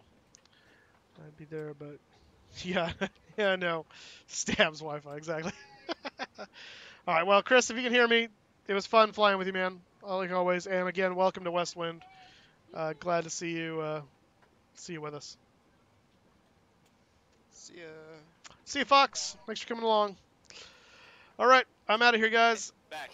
Hey, wait, you want to see the thing real quick? Or see what thing? Yeah. That ATC thing. It's super funny with the deer. Oh yeah, sure. It's like 45 seconds long. Yeah, that's fine. Sure. Me.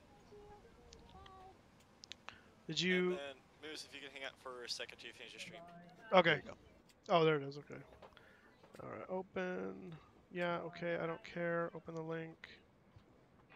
Pause has been working with Granger for about 7 years now. Stupid ad. We actually change our filters here. That's how we get a lot back to the field now. Blue Streak 5320, Roger. We think you hit a deer. Somebody was passing said it was a deer. Say again. We got a bunch of adrenaline here. But and as I was saying, yeah. Hang on. Hang on, Encrypted. Something off the right wing. Roger. Yeah, we understand now. We're heading back to the field. We'll tell you what. Solis got nothing on us. He can hit birds all he wants, but we hit a deer, man. We hit a deer. Thanks for your help. We'll be waiting for your instruction here. Headed back. Blue Street 5320, Roger. Oh, that's awesome. Sully's got nothing on us. We hit a deer. That's great. Go ahead, Encrypted. What were you saying? So I was looking. I did a little research into the community too. So the servers are like, they run TeamSpeak. So unfortunately for our viewers, they would not be able to join us in TeamSpeak, only in chat, due to the dispatching system. I see. So that's how a dispatch system works. You see that, Moose? You gave him a false promise. Look what you did. Gave who a false promise? Well, the only like 3 people that were in. No, I didn't promise you guys anything about Run 8. That was for Run 8. I was trying to finish up saying that we would be on TeamSpeak together, me and you, probably try and be in our own channel. We'll have like something set up, but we would need to be on there. We can't really be talking that much. We also got to focus on what's going on for other things. Right. I gotcha. Interesting. All right. Well, I'm gonna check out Run 8 and see what that looks like. I'll check out some YouTube videos and.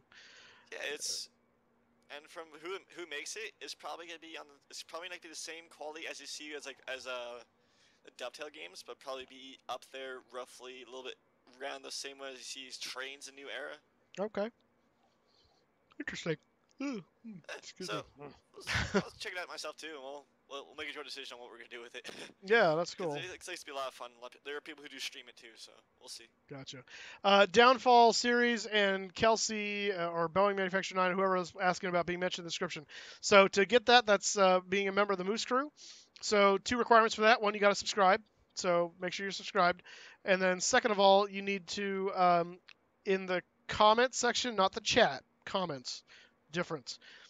Comments of the video, of either this video or a previous video, just type #MooseCrew, and I'll see that on my dashboard, and I'll go and add your YouTube link to the Moose Crew list that's on the description there in the video. So that's how that gets added. So if you want to do that, 1, subscribe to the video, make sure you're liking the videos, obviously, and then hit that, what the? Something just like fired up. Some light just came on somewhere. That was weird. Not sure what that was. Whoa. Alright, Moose, I catch you later, dude. I catch you later, bud. Okay, see you.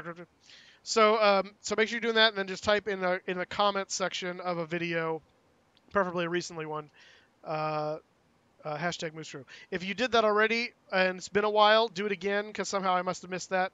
If you did it just now, then obviously I'll see that and I'll make sure I add it to you for the future. So, all right, guys. So thank you for subbing there, Downfall Series Parodies. If it doesn't show up here, that's because your subs are probably set to private, but that's okay. Thank you so much for doing that.